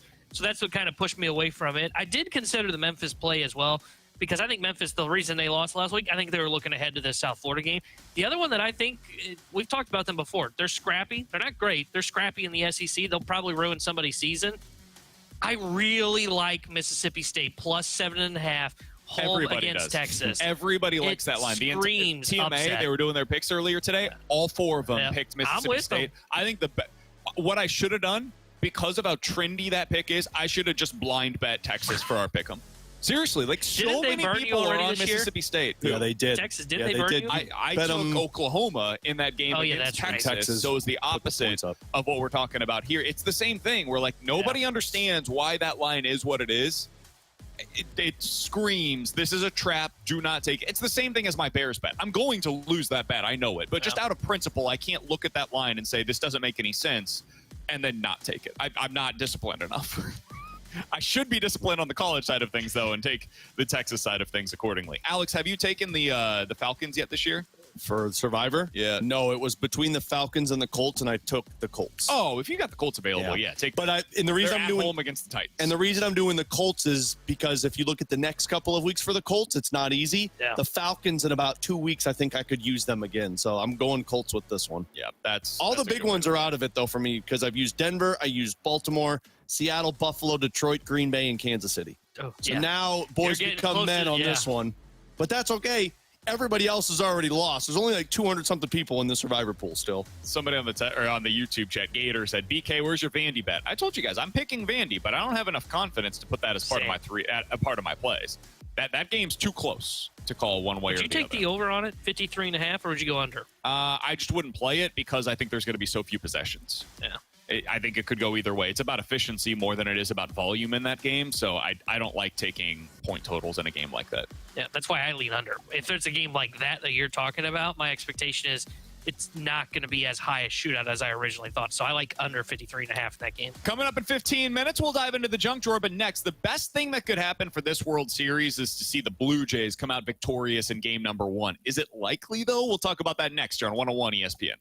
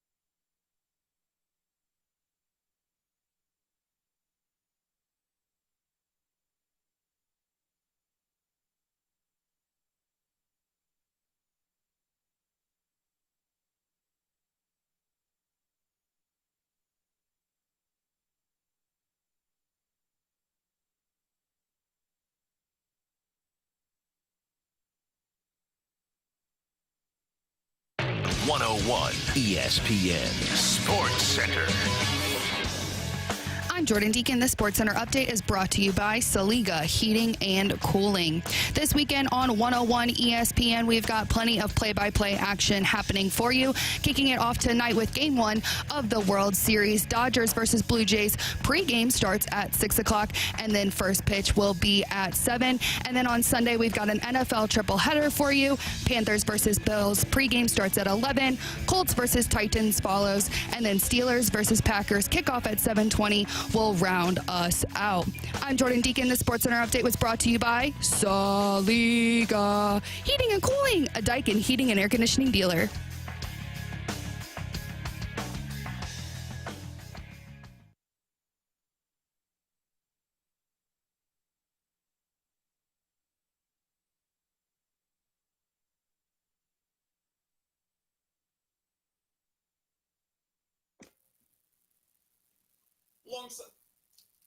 Alongside Alex and T-Bone, I'm BK. It's BK and Ferrario here on 101 ESPN. The best thing that could happen in this World Series, Alex, is for the Blue Jays to come out with a win tonight. Game number 1, you guys were telling me before the show today, we were talking about it like, hey, what's your overall impression of this World Series? What are you excited about? What are the angles that you think are interesting? And both of you said, like, I'm not really all that jazzed. Not a whole lot of intrigue here. We all know what's going to happen. The Dodgers are going to win in 4. Maybe, if we're lucky, we get this to Game 5. I think that's how a lot of people feel going into this World Series, where it just feels inevitable. Dodgers did it again. They flipped the switch when it mattered the most. Their pitching is dominant. They've still got that top 4 in their lineup. Good luck. Nobody's going to be able to beat this juggernaut. That changes a bit if we see them bleed early in this series. Because that is not something that we've really seen so far this postseason. Is somebody make them feel vulnerable? They have just felt in complete command in every series in which they have played. So if the Blue Jays are able to strike first, I know it's kind of simple analysis, but it really matters in a series like this where it feels so overwhelmingly skewed in favor of one side over the other. Man, that could add some real intrigue here. It's the one thing that gives the series some juice. Remember that Thunder versus Pacers series that we saw? That's the thing that we needed. We needed the Pacers to make that feel interesting early on. They were able to do that, and then they pushed Oklahoma City and made it really interesting, even though it felt as though, man, I don't know how anybody beats this OKC team. They're deep as hell. They've got stars. What is Indiana supposed to do here? They were one of the biggest underdogs we've ever seen in an NBA final. So it feels kind of similar to me with where the Blue Jays are at. Do you guys think they can do it, though? Do they have the team to make this thing interesting in the first couple of games? I don't think so. I really don't, because I just don't think they have the pitching that is going to be able to keep the Dodgers down. I think Toronto can come up with hits. I think it's probably the best offense that the Dodgers have gone up against, with the exception of the Phillies, but even the Phillies didn't seem right. I just don't think the Blue Jays pitching is going to be able to keep up with the Betts and the Ohtani and Freeman. And I mean, just go deeper into the lineup. The Hernandez, Will Smith. It's just going to get to the point where it's too much for this pitching staff. So maybe I'm just discounting them, but I just don't see this thing going more than 5 games. And that's the wild part, because they could win Toronto this first game and it'd be a little bit of intrigue, be like, oh, okay, interesting. I'm still not buying into it. I think Toronto would have to win like back-to-back games for me to even believe that the Dodgers aren't going to win it or Toronto can make it interesting, just because of how powered they are offensively. Yeah, I don't know that they can do it. Like, I see what the path is for them to do it, because, like, you look at their bats, they do not strike out, man. It is unbelievable how good they are at putting bat to ball and just forcing the defense to make plays. Their strikeout percentage is at 14.8% so far this postseason. They have played more games than a handful of teams that have already been eliminated, and they've struck out fewer times. The Blue Jays have played 11 games. Yankees played 7, and they've struck out more times than the Blue Jays. The Blue Jays got into the World Series. But the problem is, and they're hitting 296 as a team as well. The problem is okay, that is good, and I thought that the Mariners pitching staff would be able to slow them down.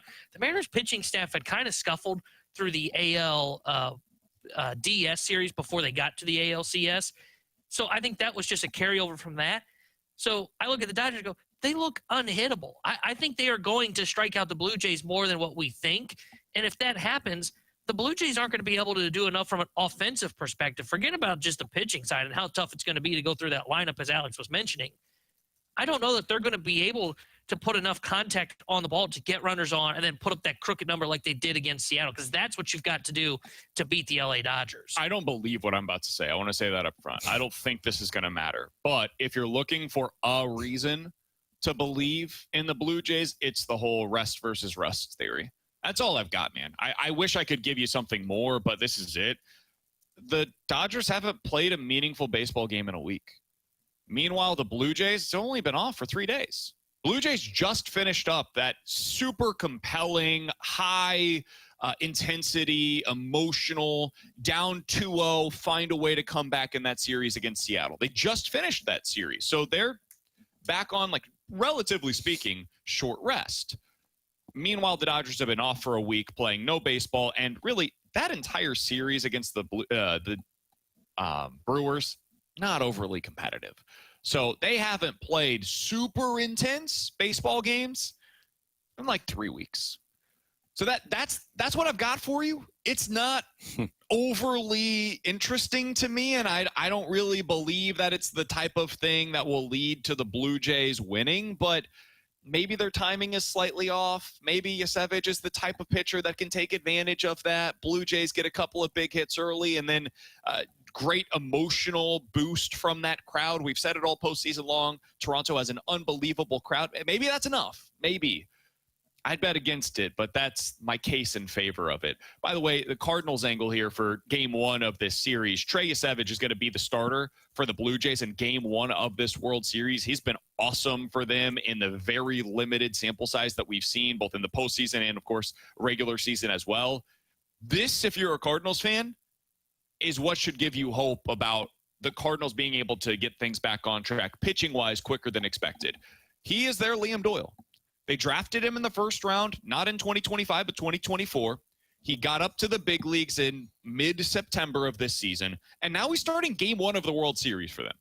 Now, I'm not telling you that Doyle is going to come up and he's going to start game one of the World Series for the Cardinals next year, but he could be somebody that impacts the team by the end of next season, and then you go into 2027, and you're feeling like, hey, I think we've got a good number one or number two starter on our hands, ready to lead the rotation for the next 5 to 7 years. That's the way Blue Jays fans should be feeling today about Trey Yasevich. Same thing could be true this time next year for the Cardinals with Liam Doyle. I hope that's true. The only difference is they had a lot of safety nets so that Yasevich could come up and pitch for them, because they made it last until the end of the regular season. You know, you have a ton of dudes who can eat 150-plus innings for you. I think it's going to be slow play Liam Doyle if you're the Cardinals, because even if the talent looks like it's ready for it, man, there's just no safety net for him when he gets to the major leagues in terms of other guys that can continue to start. I mean, you're going to be kind of gluing this thing together with whatever scraps you can find this offseason. I think 2 years from now is when you can look at a Liam Doyle as like, okay, now you're making an impact on the major league roster. But I hope you're right, because that makes next season a little bit more exciting for me if I can see some of the fruits of their labor. And to be clear, I don't know when he's going to come up. It may be similar to Yasevich, where you don't get a big sample size of it. He may spend the vast majority of next year in AAA, which is fine. I have no issues with that whatsoever. Do not rush him just to get the opportunity to see him at the big league level. But if he does get up late in the year and shows you some reason for optimism, what we're seeing from Yasevich is the kind of thing that could give you optimism for 2027, like you're saying, Alex. And then we'll probably have an extended lockout, and it won't matter because he won't be able to play for the Cardinals. High five. July, and we'll have a salary 60-game cap season again. and things will be competitive. It'll be all of this different stuff, but it gives you reason to dream. That's it. By the way, I like Am I supposed to follow up on that? No, you can't. Okay, good. By the way, I love this text from the 386. I want you guys to think back to the 1990s. The Reds didn't have a chance against the A's, and the Reds won. You want to think back to the 90s? Because I was zero. My dad and I were looking at that World Series today. How we got to that, I don't remember. That checks out. We're looking at that World Series today. It does kind of feel similar to the 06 World Series. Cardinals went up against the Tigers in that series. Nobody gave the Cardinals a chance. Nobody thought they were winning that thing. And ultimately, they found a way. So it's happened before. Baseball's where weird stuff happens, man. It wouldn't be that. It used to be. Not anymore. That's what feels different about this, and maybe I'll be proven wrong here. But like back then it was, hey, wow, the Tigers just like built this really great team. But I bet if you looked at the payrolls from in 06 to the Cardinals to the Tigers, I bet it wasn't separated by a lot. And it's not to say that the Dodgers and Blue Jays are separated by a bunch, because the Blue Jays, I think, are sixth in payroll, or were sixth in payroll coming into the season. But I just see like checkbook baseball being played out in LA, and they can put the money on the credit card. Like, it just feels different, and it feels more dominant than I have seen in years past, because they have arguably three of the best position players in all of baseball. And if you look at their pitching staff, they have four of the best, 10 arms in all of baseball? Yeah, good luck. That Tigers team was really constructed around like the heart of their order and a couple of really good starters that season. They were not as dominant as this Dodgers team is, especially with what we've seen from the Dodgers in the postseason. But it felt that way. The Tigers felt that way going into the World Series. They had that 3-1 series win against the Yankees, and then they swept the A's in the ALCS as well. So it felt like, how's anybody going to beat this team? Got a Hall of Fame manager, great players all over, young starter with Verlander. Like, they had all of this stuff going for them. And then, they lose 4-1 in the World Series. So maybe we'll see something similar with the Dodgers versus the Blue Jays. I'm not counting on it. It'll be over in 4. To take the Dodgers. For Toronto? No. I think the Dodgers win this series in 5. What do you guys predict? I think it's 4. I think it's a sweep. I think it's Dodgers 5. I think Blue Jays will get 1. I don't know if it'll be in Toronto to give us a little bit of juice before we go to LA. I hope it is in Toronto, because that's more fun to watch that fan base get to enjoy that one and celebrate that, rather than the one win in LA and get their butts kicked in Toronto. In 10 minutes, the Blues need more out of everybody, but we've got one player in particular we probably haven't talked enough about. We'll get into that coming up in 10 minutes. Junk Drawer is next here on 101 ESPN.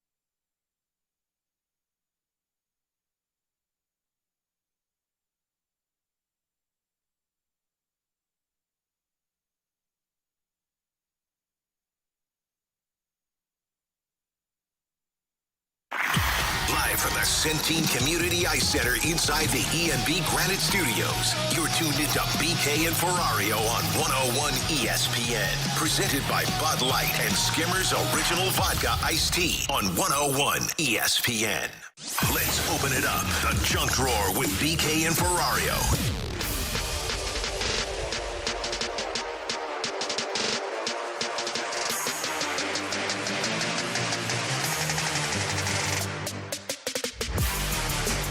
Alongside Alex and T-Bone, I'm BK. Alex, what do you got for us today in the junk drawer? I saw this yesterday at the station, and I showed it to T-Bone. I didn't show it to BK because I was going to save it for the junk drawer. But Okay.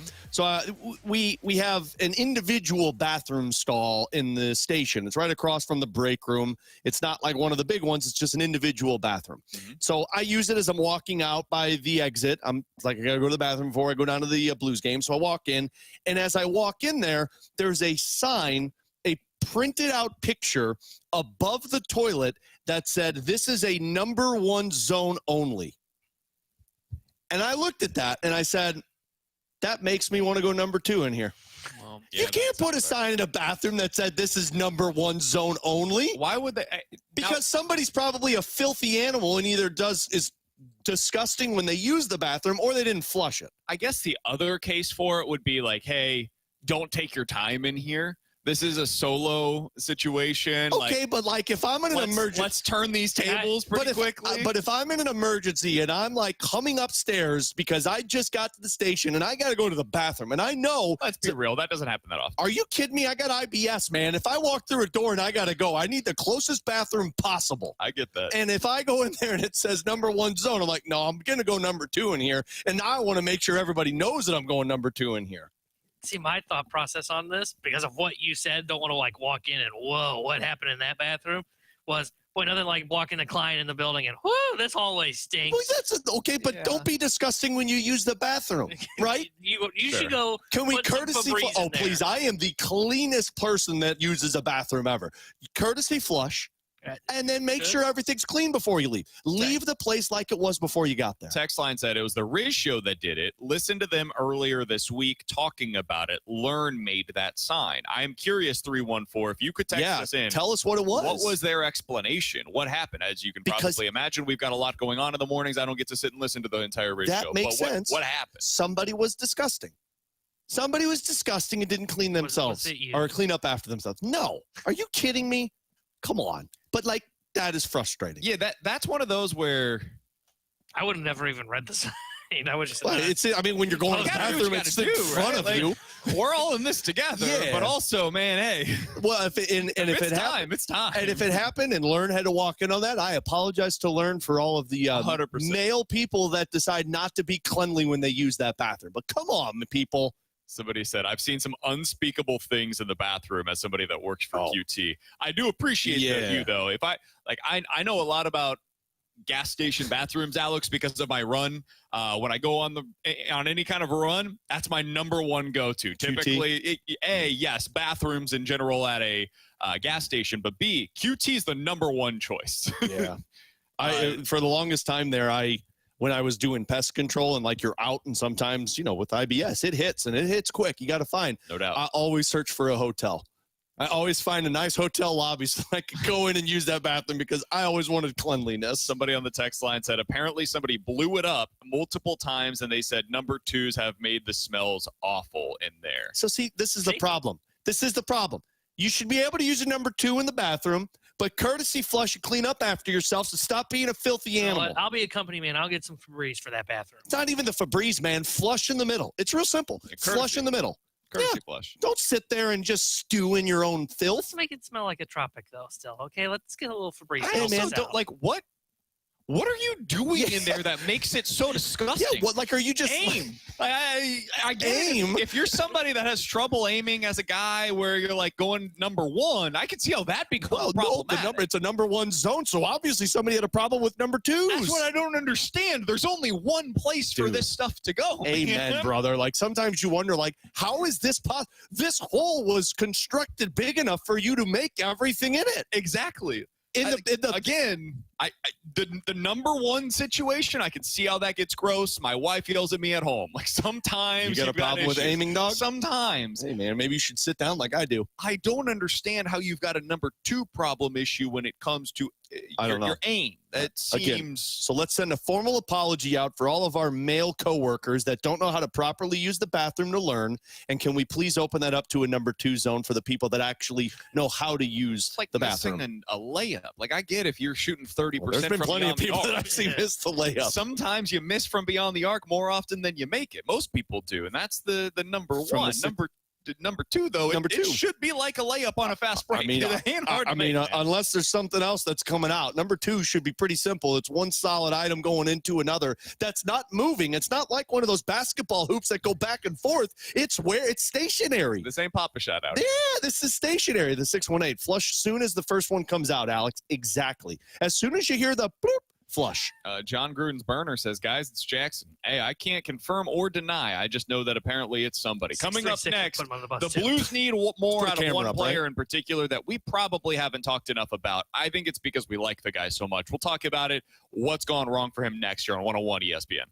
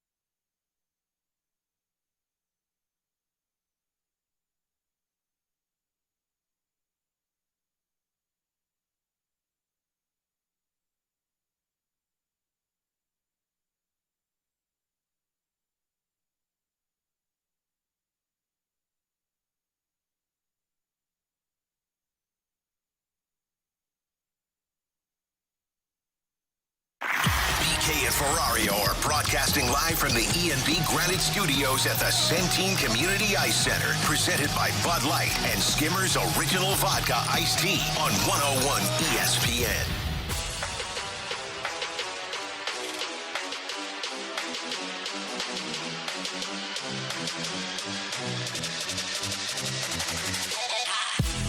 Alongside Alex and T-Bone, I'm BK. Alex, we really like the guy. I think he's a really good player. I don't have any long-term concerns about him. I want to say that on the front end. However, we have brought up some of the issues that Robert Thomas has had so far this season. We've talked a lot about Logan Mailloux. Boy, if we never have to talk about Logan Mailloux again. Coming up in about 5 minutes.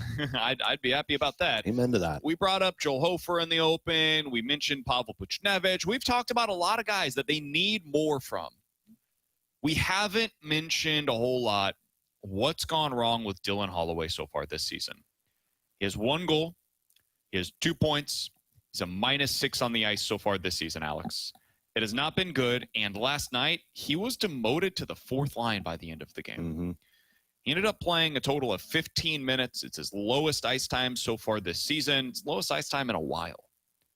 Alex, what's happening right now with Dylan Holloway in your mind? Well, if you go off of what Jim Montgomery told us, he thinks that he's just overthinking and maybe favoring part of his body from that nasty injury that he had last year. I mean, let's remember, like, he tore his oblique completely off of the bone last season. So I'm sure there's still some recovery that goes into this. But the odd part for me is, man, he was the best player on the ice in preseason. So I can't really look at this and say, well, maybe he's favoring. It's like, man, this guy dominated in preseason action. It looked like he was primed for a 30-plus goal season. I do think he's just overthinking right now. I mean, Jim Montgomery has referenced it multiple times. There's too many guys that are on the ice that are thinking more than they're playing. And Dylan Holloway last year, when he went on that torrid pace at the end of the season, man, there was no thinking with Holloway. It was just so fluid to where when puck would go in, he'd pick it up, he would be around the net. Now, I mean, he's shooting the puck. He's averaging 5 shots a game, and he's averaging 2 on goal, which if you look at what he did last year, it's the exact same thing. I think some of this is just searching for chemistry still. It didn't work right off the bat with Kyrou and Shen, and then he's just been juggled around line combinations left and right. But to me, man, that's kind of an excuse because your talent drives offense rather than you're a complementary piece to offense. So my only assumption, which is all this is me assuming with Dylan Holloway, is that he's just overthinking. He's trying to make the perfect play. He's trying to make the perfect thing happen for the goal to go in because he wants to score goals, right? Like if you're him, your RFA status is up after this season. You had an incredible year last year. You want to make as much hay on the ice as possible. And when you start to overthink, things don't go your direction. So that's got to be it with Dylan Holloway. That would be what I would say as well. He's not playing. It doesn't feel like he's playing direct hockey right now. Like I think of Dylan Holloway when he's at his best, and he wasn't on a line with Thomas last year because I think Thomas and Holloway, for their lines, are the drivers of that line. And I don't see him doing that, right? I don't feel like he's the guy that's first into the zone, whether it's with the puck or not with the puck, chasing after it, and he's delivering that hit or he's getting in on the forecheck and winning puck battles. He's just non-existent right now. And part of that is probably he's not as playing the direct way that we've talked about. He's not winning those puck battles. But that's what I think of when I think about Holloway when he was at his best. It was almost kind of the keep it simple, stupid. That felt like Dylan Holloway hockey, and that's not saying a bad thing. That was what he was great at last year when he was playing at his peak. I'm going to say something that is going to be the nerd coming out in me. Is it possible he's just been a little snake bit? I think that's possible, and I think he's been a little unlucky, too. That's what I'm saying. Like, snake bit, unlucky, whatever the phrase is that you want to use for it. Everything that I'm looking at right now in terms of his under-the-radar numbers, they're the same as they were last year. They're the same. 91st percentile in offensive zone time. When he's on the ice, the Blues are almost exclusively in the offensive zone. The speed looks basically the same. It's slightly lower. Maybe there is some carryover effect from the injuries where he's not quite the same level of speed as he was at this point last year. That's possible. Shots on goal, basically same as it was last year. Shooting speed, same as it was last year. Shooting areas, same as it was last year. For the most part, everything under the radar, at least in numerically, looks basically the same as it did at this point last year. What's changed is his shooting percentage is 7%. And this sometimes is what we live with as hockey fans. We see this in baseball as well. Sometimes guys hit the ball hard as hell. Willson Contreras ran into this at the beginning of last season. He was hitting the ball hard. Everything was there. And then you look at the numbers and he's batting .210. It's like, what's going on here? Well, he's been a little unlucky. People don't like hearing it because it's not an easy explanation, right? You want to have more control than that over your results.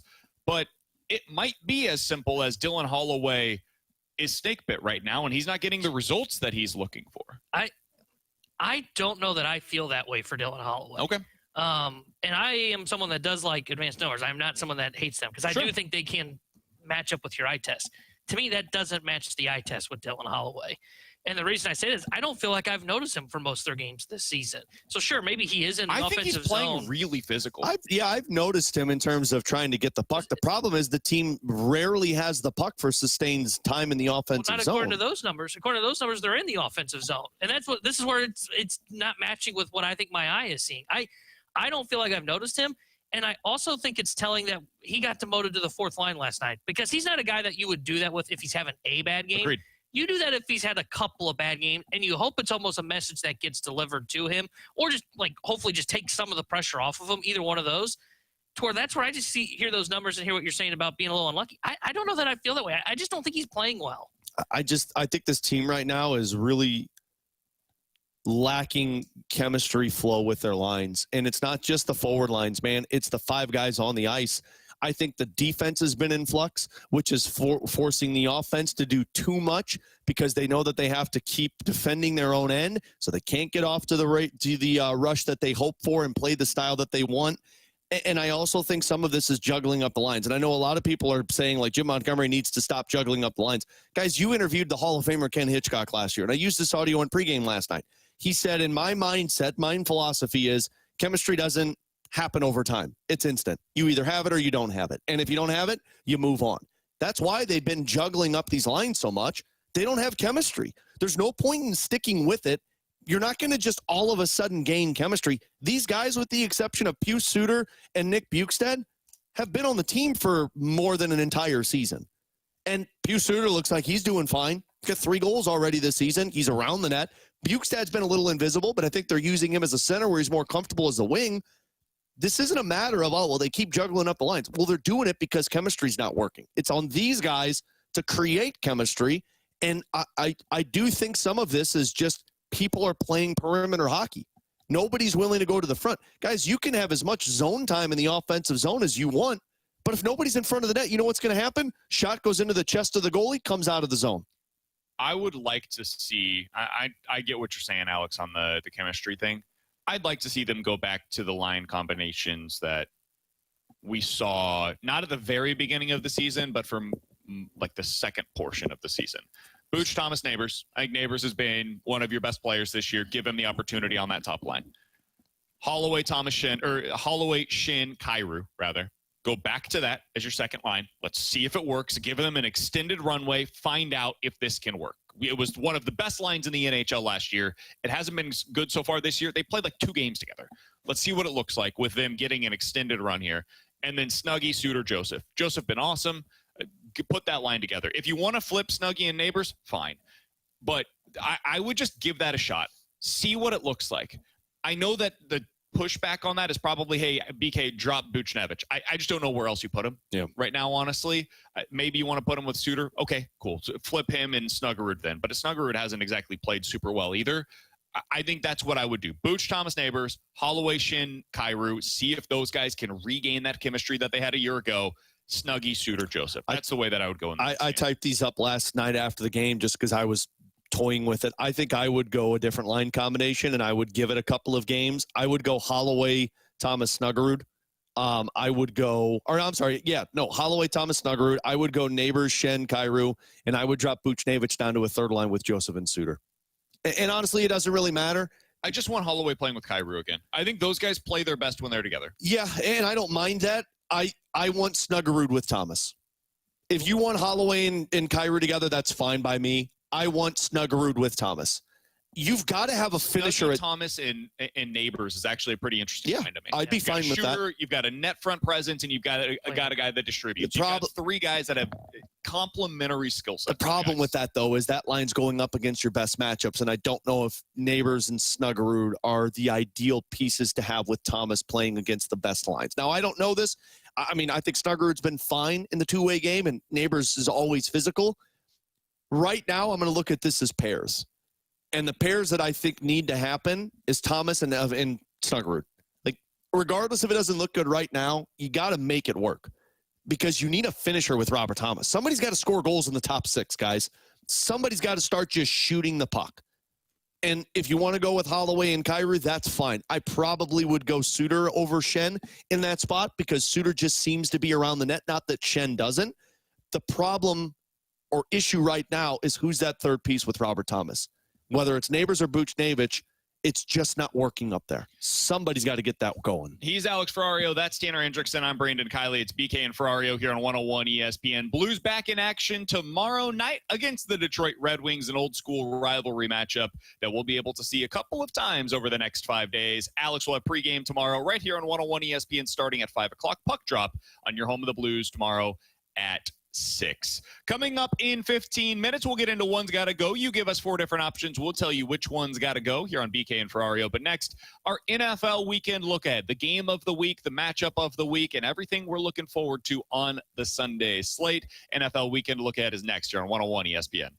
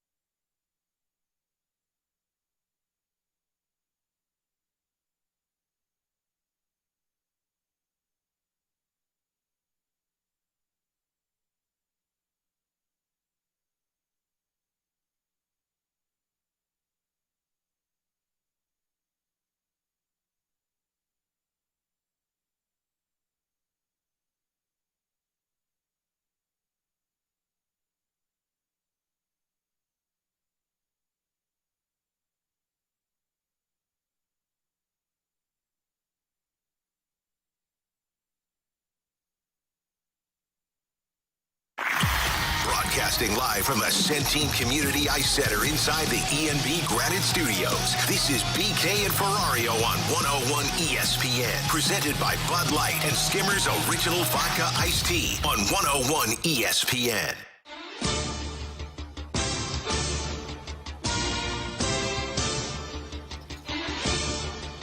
Alongside Alex and T-Bone, I'm BK. Let's dive into our NFL weekend look ahead. Alex, on Sunday, we have a pretty terrible slate, to be totally frank with you. This is a poo-poo platter, so I don't really know what we're doing on this one. We do this every week, though, and then the games end up close. He gets a 3 o'clock, you're watching Red Zone, and there's an Octobox, right? There's 8 The games. You're like, Octobox. every one of these is within a possession because we don't know who's good anymore. So it'll end up being some compelling games. Right now, it's just hard to see exactly which one that is going to be. So for you, Alex, Woo, buddy. and I genuinely don't know what your answer is going to be to this question. Normally, I can see, all right, this is the game. What's your game of the week, buddy? Man, I have like two that I'm like, I look at and I'm like, I guess I'm intrigued with this one. One is the Bears and Ravens. Just give us one. Give us one. Okay, well, I'm going to go with the main one. There's not a lot for us. Yeah, no. We're just going to go with all of them. The 49ers and Texans. Okay. And it's mostly because I think these are two fringe playoff teams. I don't buy the Texans at all. And I think Nico Collins is out with a concussion. But I look at that and I say, yeah, these two teams could be the last one that gets into a playoff in both conferences. So it's probably the best game for me. But honestly, none of these are that exciting. It's the one that I'm probably the most curious about. Yeah, I think the best game for me is I'm going to the 3:30 slate, Cowboys at Broncos. I think there's a chance that one ends up being very compelling because the Broncos have a very good defense, or I thought they did, and then they give a bunch of points to the Giants. Yeah. I think they've got a good defense, so I think they can slow down the Dallas Cowboys if things go right and go according to plan. What I'm curious to know is, what does this Broncos offense look like against that awful Cowboys defense? Because it should look good, but I just don't trust Bo Nix. I think it's going to be the most compelling game of the slate on Sunday because I think it's going to end up being a one-possession game for the entirety of it. So that's my answer as well. I love that game. It's really fun. It's contrasting styles. Cowboys so great offensively, so bad defensively. Broncos mediocre offensively right now, I think is a fair way to phrase it, and so good on the defensive side of the ball. So you've got strength on strength and weakness on weakness. Those are really fun games, and the Cowboys offense in particular, when they're on the field, man, is that going to be a fun matchup. My game of the week, though, is the one that I picked as one of my pick-em options this week. Bears at the Ravens. The Ravens are 1-5 on the season. If they lose this game, they're pretty damn close to being eliminated from playoff contention in the AFC. And I think they're the worst team, and yet they're favored by 6.5 points at home. And all of that is basically because Lamar Jackson is back. When he played, they were not good. They also went up against legit contenders when he was on the field. Like, they had a loss against Buffalo. They had a loss against Detroit. They had a loss against the Kansas City Chiefs. So it wasn't as if he was going against, the Dolphins and they were still finding ways to lose. This is a big opportunity for the Bears. Bears are 4-2 right now. If you win this game, what's coming up on your schedule is Cincy, the Giants, Minnesota, and Pittsburgh. Those are all winnable games. Yep. If you win, you are very much in control of your own destiny the rest of the way as a playoff team in the NFC. If you lose, I think a lot of people will look back and say, all right, so far your wins have come against Dallas when they were banged up, the Vegas Raiders who stink, Washington who was banged up, and the New Orleans Saints who were terrible. If they lose, that's the way we're going to look back at it. If they win, though, it kind of affirms everything we've seen. It's like, all right, maybe this offense is going to be legit. The defense can take these steps. They can be this year's surprise NFC playoff team. So that, to me, is the game of the week, and it's because of the Bears side of things, much more so than the Ravens. Alex, for you, what is your upset pick of the week? Do you have one that immediately comes to mind? I've got the Bears, obviously. I mentioned that in my pick-em. I've got them plus the points. I think they win this game outright. But do you have a game that immediately stands out as an upset? Bears would be mine, but since you picked them, I'll say the Jets. And mostly because I think they're also in desperation mode. You get their owner making weird comments. I think Justin Fields is going to start. Justin Fields may be a little bit more motivated. It's 6.5, which... I mean, look, I get it because Cincinnati at least has a really good offense and elite guys in terms of their wide receivers. Their defense also stinks. And so, this one to me could be anybody's game. I don't get the 6.5 point line on this one. So I think the Jets could be an upset pick. I like that one. The one I'm going to go with, I feel like I pick this team every freaking week, but maybe they're my heartthrob this year. I'm going Giants at the Philadelphia Eagles. I think the G-men take them down. I think you're going to see them be a more physical football team once again. That D-line is going to get back in the face of Jalen Hurts. Yes, I understand they threw the football well last week.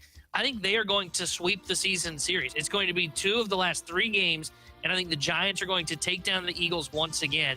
And I love that front 7 of the New York Giants, and I think it's going to make life a living hell for Jalen Hurts. I mentioned my upset pick. I've got the Bears going into this weekend. You guys want to go through game by game real quick, and we can give our picks? Let's do it. Sunday. Yeah. Is this because you want us to help you with the fast lane? 100%. You didn't win last week. That was because of us. Falcons are a 7.5 point home favorite against the Dolphins. I see no way that the Dolphins win this game. Maybe they will, but I'm taking the Falcons, and I feel good about this. Make you feel any worse since Penix has any issue? No? Okay. Yeah, I'll take Kirk Cousins over Tua. Same. I would say Falcons, and I would even say Falcons with the line. I agree. Bengals at home, 6.5-point favorite against the Jets. Alex, I know you mentioned if you were going to pick an upset this week, potentially be the Jets. I do think the Bengals win this one. I'll be picking them straight up. I don't like the spread, though. I would not take them minus 6.5. I think Jets cover, and I think the Bengals win. One of the games that I'm struggling with a little bit, it's a game that everybody seems to have a lot of confidence in. Alex, I know you have confidence in it. Patriots are 7.5-point home favorite against the Browns. That Browns defense is so good, man. It makes me nervous. Now, the Patriots are good. They're a really good football team. You can't run against the Browns. Good luck doing it. I think the Patriots win this one. I would not touch that line, though. That's just a lot of points for a team that the Browns make things ugly. They've got a really good running game. Their defense is awesome. They could get a couple of sacks. Maybe there's like a sack strip, and it sets them up for a touchdown. I don't love this game, but I'm picking the Patriots straight up. I'm picking the Patriots and the cover. I get Cleveland's defense is good, but New England's offense is good. And you know what's not good? Cleveland's offense. So I think even if New England gets stopped a few times, I still think their offense comes out on top. And I'm not sure if Dylan Gabriel and that offense can put up points. Yeah, I'm with you guys. I like New England. Had we done matchup of the week, this is the one for me. Because as much as we've started to buy into the real Drake May hype of, whoa, New England has got their guy. Let's see what it looks like when you go up against one of the best defenses in football. And the Browns have that. Like you said, they will make this game ugly. I'm kind of with Alex. I would favor them minus the 7.5, but I love them straight up. I think New England beats them. I was looking at the Patriots schedule the other day, and I was like, okay, so you've played Vegas, Miami, Pittsburgh, Carolina, New Orleans, Tennessee. You do have that win against Buffalo. That's super impressive. I think Buffalo's a good football team. But 6 of your other 7 games this year have come against basically non-contenders in the NFL. And then I looked at the rest of their schedule, and I'm like, you don't play any contenders, like the entire rest of the way. They have the 32nd ranked strength of schedule in the NFL up to this point, and the 32nd ranked strength of schedule the rest of the way. It's crazy. What a lucky draw. They are well situated to make it to the playoffs this year. All right, other games, we can go through these a little quicker. Giants at the Eagles. Eagles are a 7.5-point favorite. I know it's been weird for the Eagles. A.J. Brown, I haven't seen an update on him, but he hasn't practiced this week as far as I had seen. He'll probably post something on Instagram. I like the Eagles in this game. I know the Giants have been playing better lately, but I do like the Eagles. Do you guys see it differently? I like the Eagles. I think Giants may keep it close. I think I probably would take the Giants to keep our with plus their 7.5. Yeah, I would take the Giants there, but I think the Eagles win. I like the Giants. I think they will pull off the upset Really? once again and beat them. I Stop think they're with the Giants love over there. I think they're a more physical football team than the Eagles, and I think that's how they win this football game again. I like it. The Bills are at the Panthers. This is a game that I actually struggle with. I think the Panthers plus 7.5 is a pretty interesting line to look at as well. Alex, do you see any way that the Panthers are able to pull off this upset, though? I think Bills, and I think Bills cover. Coming off of that loss to the Falcons with their bye week, I think they come up and I think they come out and put up points. I also don't know about the Panthers. That's the part I'm confused about. Can they put up points? Can they keep it close in that sense? But the Buffalo Bills, in my opinion, win this by 7+. Andy Dalton starting this game makes me a little nervous for the Bills.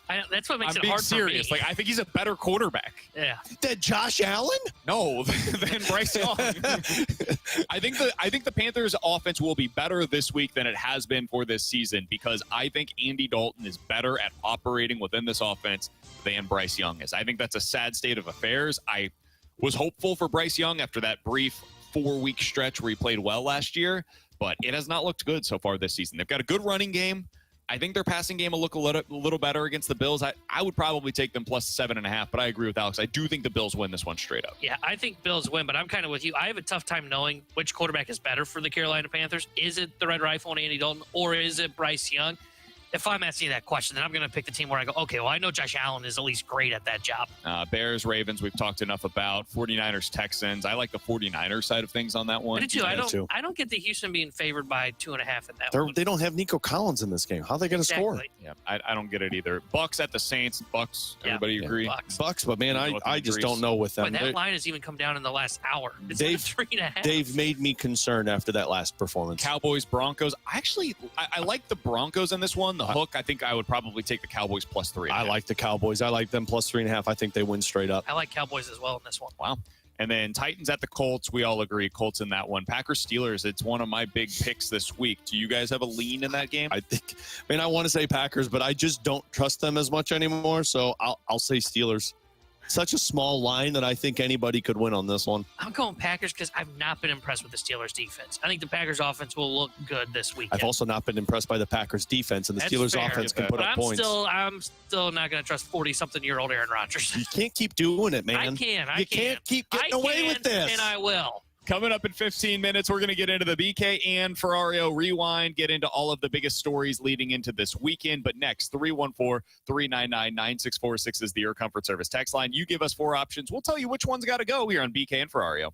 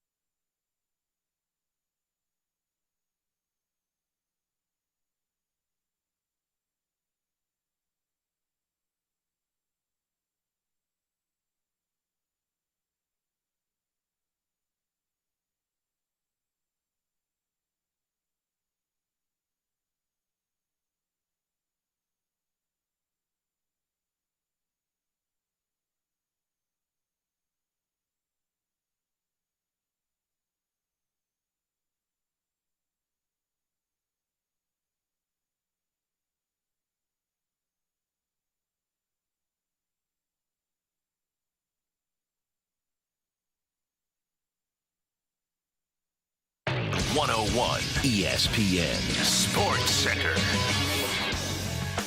I'm Jordan Deacon. This Sports Center update is driven by Johnny Londoff Chevrolet and Johnny Londoff Autoplex. Last night, the Blues lost to the Utah Mammoth by a score of 7-4. They're off today and back in action tomorrow, taking on the Detroit Red Wings. Pre-game show right here on 101 ESPN will begin at 5 o'clock, and puck drop will be at 6. If you missed it earlier today, the guys talked things over with Mike McKenna. If you missed that interview or anything else from today's show, be sure to check out the podcast page at 101ESPN.com or from your free 101 mobile app. That podcast is all brought to you by the Schaefer Door Company. I'm Jordan Deacon. This Sports Center update was driven by Johnny Londoff Chevrolet and Johnny Londoff Autoplex. See them at londoff.com. Chevy, together we drive. Are you kidding me? This is BK and Ferrario on 101 ESPN. Broadcasting live from the E&B Granite Studios at the Centene Community Ice Center. Presented by Bud Light and Skimmer's Original Vodka Iced Tea on 101 ESPN. This is BK and Ferrario. Time now for One's Gotta Go. We offer up the talking points, and you get to pick which one's gotta go on 101 ESPN.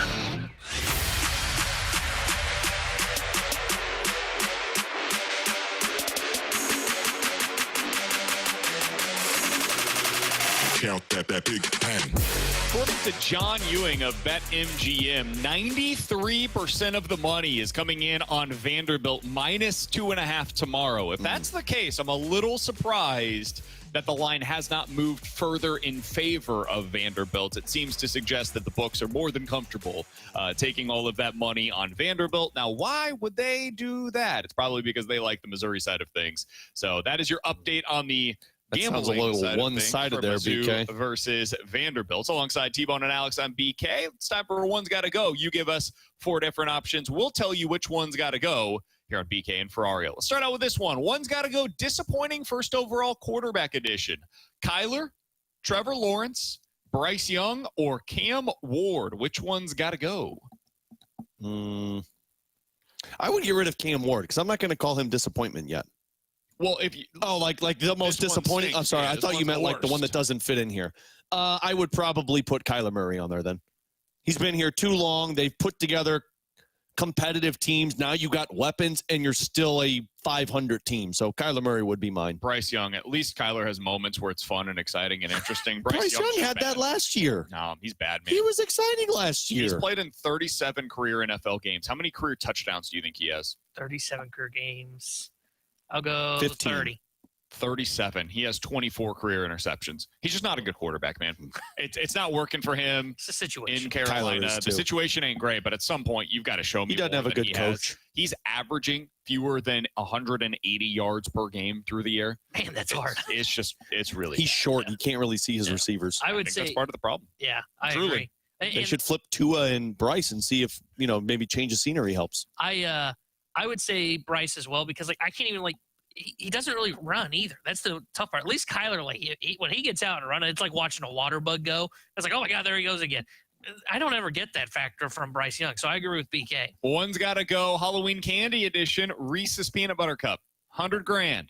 Butterfinger or Snickers? This is $100,000. Nobody eats 100. My grandma used to eat $100,000 guy here. Oh yeah, we got $100,000 guy here. No, I just think Butterfingers are gross. Oh, I love Butterfingers. Yeah, I'm not a big fan. Like Butterfingers at all. That used to be my go-to movie candy. Really? Butterfingers. They would do the little Butterfinger bites. I don't think they do them anymore. I've never even heard of them. Oh man, they're so good. But yeah, Butterfingers I love. What's your go-to Halloween candy? Like you see it in your kids' Skittles. thing. Oh, really? Oh, I freaking love Skittles. Okay. Like either Skittles or Mike and Ike's. One of those two. Massive on. Mine would be a Kit Kat bar. That's my go-to. I'm a Reese's guy through and through. I don't like the peanut butter cups. I actually like the Reese's little mini ones. Oh, I see. I like those more than the peanut butter cups. Okay. 314-399-9646 is the Air Comfort Service text line.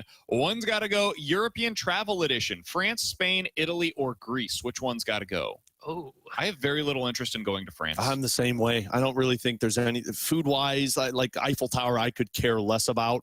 France would probably be the one I had to go. Pastries I'm interested in. You guys know I'm a big pastry guy. I'm not a big pastry guy. But other than that, I'm not big enough into wine to make it worth my while. And you can get wine in Italy, though. For sure. There's other places that you can go. You can go to Spain as well.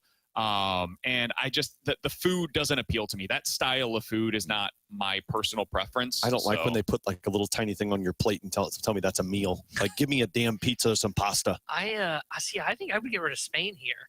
Greece, Italy. Spain's I would like want to go. top 5 bucket list. See, and maybe I'm a little Madrid. bit with recency bias here because my dad and sister just recently went to Paris. Oh, and you got left and I out. saw some. Well, I did. Which thanks for bringing that back up. It's just only like a the sore bachelor subject. party, am I right? But, oh my gosh, no kidding. But I saw pictures of them in Paris. I was like, boy, that looks like really cool. So I want to go there. I've never seen pictures from Spain. I'm like, yeah, that looks. Greece is a high up there too. I'd love to sightsee in Greece. And I love the history in Greece. I see. 314-399-9646 is the Air Comfort Service text line for One's Gotta Go. You give us 4 different options. We'll tell you which one's got to go. One's Gotta Go fries edition. Steak fries, curly fries, crinkle fries, or skinny fries. Which one's got to go, Alex? Steak fries. They're never crunchy. I want my fries to be crunchy. But they got to be like that soft spot of crunchy to where it's like you hear the crunch, but it doesn't like ruin the potato inside, if that makes any sense. Sometimes they get like styrofoamy if you make them too crunchy. Steak fries are never good. They're always either flimsy or soggy. Skinny fries do nothing for me. Oh, I love Really? skinny I love fries. skinny Yeah, fries. I Does love nothing skinny for fries. me. They're probably curly fries are number 1. Crinkle cut would be number 2, and then skinny would be 3. I would go curly, crinkle, steak, skinny for me in that order. The one I hate the most is waffle fries. Really? You're not a big Chick-fil-A waffle fry guy? It's funny. Like, I actually enjoy the Chick-fil-A waffle fries, but like if I made homemade waffle fries or like bought frozen ones, I despise them. No, See, I like waffle fries. Crinkle fries is one for me that's got to go. Oh, It's really? it's the last of the group here. Small fries 1, steak fries 2. What's the one that I missed? Curly fries. I love me some curly 3. fries. Curly fries and crinkle fries are Man, like right next to each There other. was a window of my high school years where it was pretty much every night tacos and curly fries from Jack in the Box. I'm a little surprised I'm not more obese. No wonder you're getting back. Hey! The heavy breathing starting to make some sense. Whoa! Damn, man! He's Alex. Have a That's what's going on salad. BK. I Coming do. up next, we'll hit the BK and Ferrario Rewind, give you our final thoughts on the Blues heading into the weekend. Mizzou versus Vandy, Illinois versus Washington, World Series tonight. Everything that you're going to see this weekend, we'll give you our final thoughts on it coming up next here on 101 ESPN.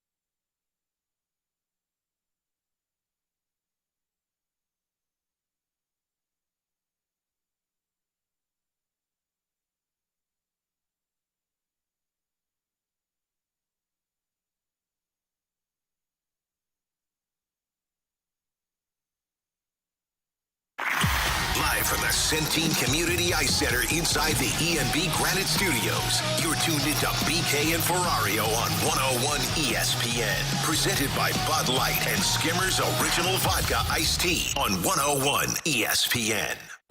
Let's run it back with the Daily Rewind on BK and Ferrario. Brought to you by Gloria Loom, your home sold guaranteed realty. Selling your home begins at GloriaHasTheBuyers.com.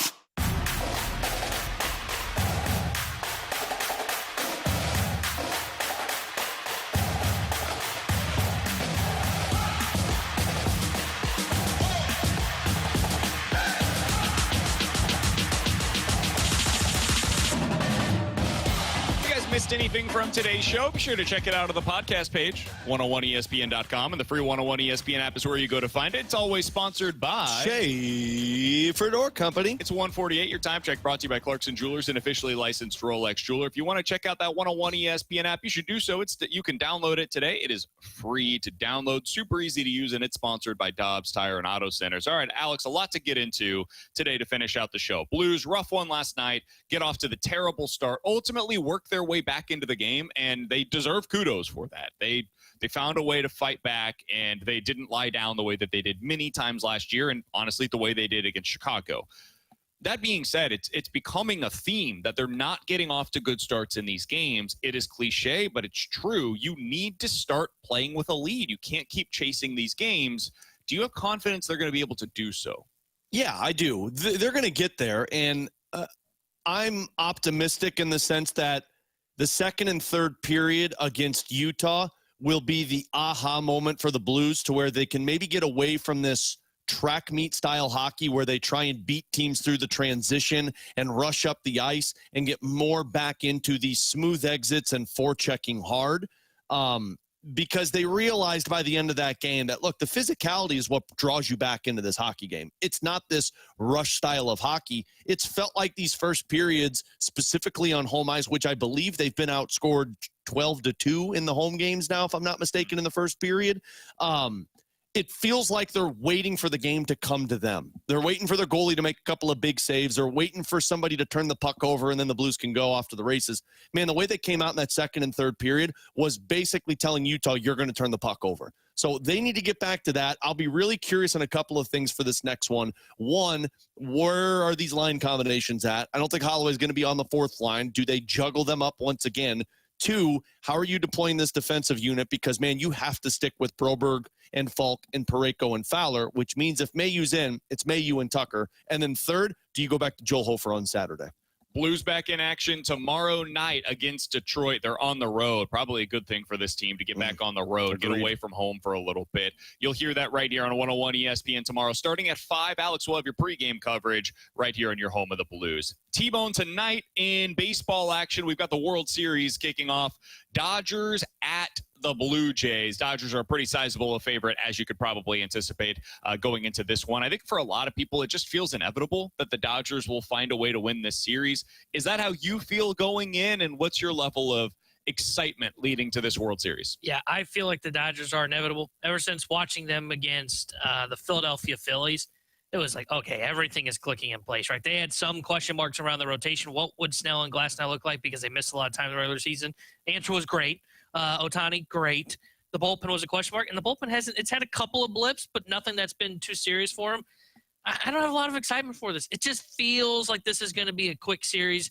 I think it's going to be Dodgers in 5. I think they will win the first game here tonight. I've got the Dodgers in 5 as well. Alex, how do you see this Dodgers in 4. I think Toronto's just going to make it competitive in some games, and then it's just going to get away from them. I think the Dodgers are too elite. College football, another big weekend in the SEC. We did not pick our games earlier. We'll get into these real quickly. Ole Miss is on the road at Oklahoma. Oklahoma, a pretty sizable favorite in this game, which did surprise me a bit as I was looking into the numbers. Who do you guys like in this one? 11 a.m. on ABC.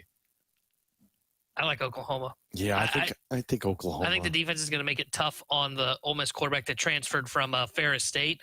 And then I just don't think it's a typical Ole Miss team. I don't think they're going to stop Mateer. I know he's looked bad since he's come back. I think they figured things out and they put up points on Ole Miss. I like Ole Miss in this game. I think I as much as I said Oklahoma at the original, Mateer just does not look the same, and it's not like you're just going to miraculously heal with you playing. So I think I like Ole Miss. I'm wrong every week on Oklahoma, Yeah, so I'll probably be wrong once again this week. But I like Ole Miss in that one. Texas A&M on the road at LSU. This is the night game. LSU exclusively plays the night games at home for whatever reason.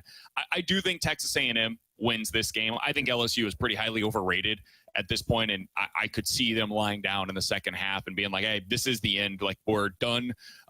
This was our all-in season, and it has not gone the way that anybody expected. I've got A&M minus the 2.5 on the road. As well. I don't trust LSU. I'm done with LSU, so A&M. I'm with you guys. I like them minus 2.5. I don't know if this one gets away. I think LSU's defense is too good to let it get away. T-Bone your Illini back in action tomorrow, 2:30. Big Ten Network. You've been relegated to the Big Ten Network tomorrow. Oh, that's You're where all really the best not a playoff broadcasting team. 4.5-point underdog on the road at unranked Washington. How much confidence do you have in the Illini going into this one? I'm at like a 60% confidence rate, so it's not like super high. Rate. It's not as high as it was when they went to Duke. Then I felt really good about the boys. Well, yeah. I think it's going to be a lot like the Duke and Purdue game, where I think it is going – Washington is going to move the football. Does Illinois force turnovers? They've done it so far this year, and for the most part, they've taken care of the ball except for when they played Ohio State. I think they take care of the ball. I think it's a shootout. I think they win. I'm going to go it's 33-26. Jeez. Alex, Mizzou, the big game. Jeez. Mizzou versus Vandy. Game day is in Nashville. I saw just a little bit ago. Reese Davis is talking to reporters out there. It's the Vandy show out in Nashville this weekend. It's on ESPN. Vanderbilt is a 3.5-point favorite right now. How do you see this one going? I don't think Mizzou wins. I think Mizzou keeps it close. I think Pavia is a better quarterback, and this one's going to come down to, can your quarterback drive your team down the field? I think Mizzou's going to have a shot at the end of the game to win the football game, and I don't think Prabula and that offense will be able to drive down the field to do it.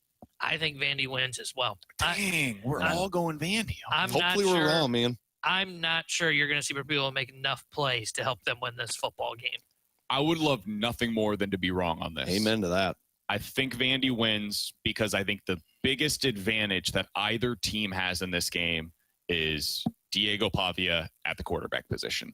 I think the defenses are relatively similar. I think the offenses, other than the quarterback position, are relatively similar in terms of their efficiency. They go about it a little differently. I think Vandy's better at tight end, like deeper at the tight end position, whereas Mizzou is a little deeper maybe at the wide receiver position. But they have the X factor. And the X factor in this game is Diego Pavia, and I just don't know that Missouri is going to be able to get enough stops. I think that it's going to be a low possession but high point game. I think each team gets like 8 possessions overall, and I think they score on most of them. It's going to be tough for either team to get many of those stops, and I think ultimately Vandy's able to get just enough. And I think maybe like the hidden yardage in a game like this, special teams could play a critical factor, maybe a missed kick by Mizzou. That won't happen. Pinning them deep for Vandy, like pinning Mizzou deeper into their own end, and Vandy having some shorter fields. I think that could be a really big factor in a game like this, and Missouri has not been very good on special teams so far this season. So that does make me a little nervous. I've got Vandy to win in a close game over Mizzou. Mizzou basketball, by the way, in action tonight as well. It's an exhibition game. I have no idea what to expect out of this one. There are some high expectations for Mizzou going into the year. I heard they're big. They're taking on Kansas State this evening. So if you want to check that out, it will be available for you to watch that game. I'll be Kansas. checking in on that to see kind of how they look. Kansas State is not expected to be a very good basketball team this year. It's a bit of a rebuild for them. Mizzou is expected to be much better, but we'll see how all that goes. We know how much this can fluctuate year to year. It's going to be a hell of a lot of fun to watch all of this over the weekend. Alex, again, has your pregame coverage for Blues versus Detroit tomorrow starting at 5 o'clock right here on 101 ESPN. We will be breaking it all down on Monday morning. We'll be back with you guys on Monday at 11 a.m. For Jordan Deacon, who's been back in the studio for us, and Tanner Hendrickson and Alex Ferrario, I'm Brandon Kiley. Enjoy the sports this week in the Fast Lanes coming up next here on 101 ESPN.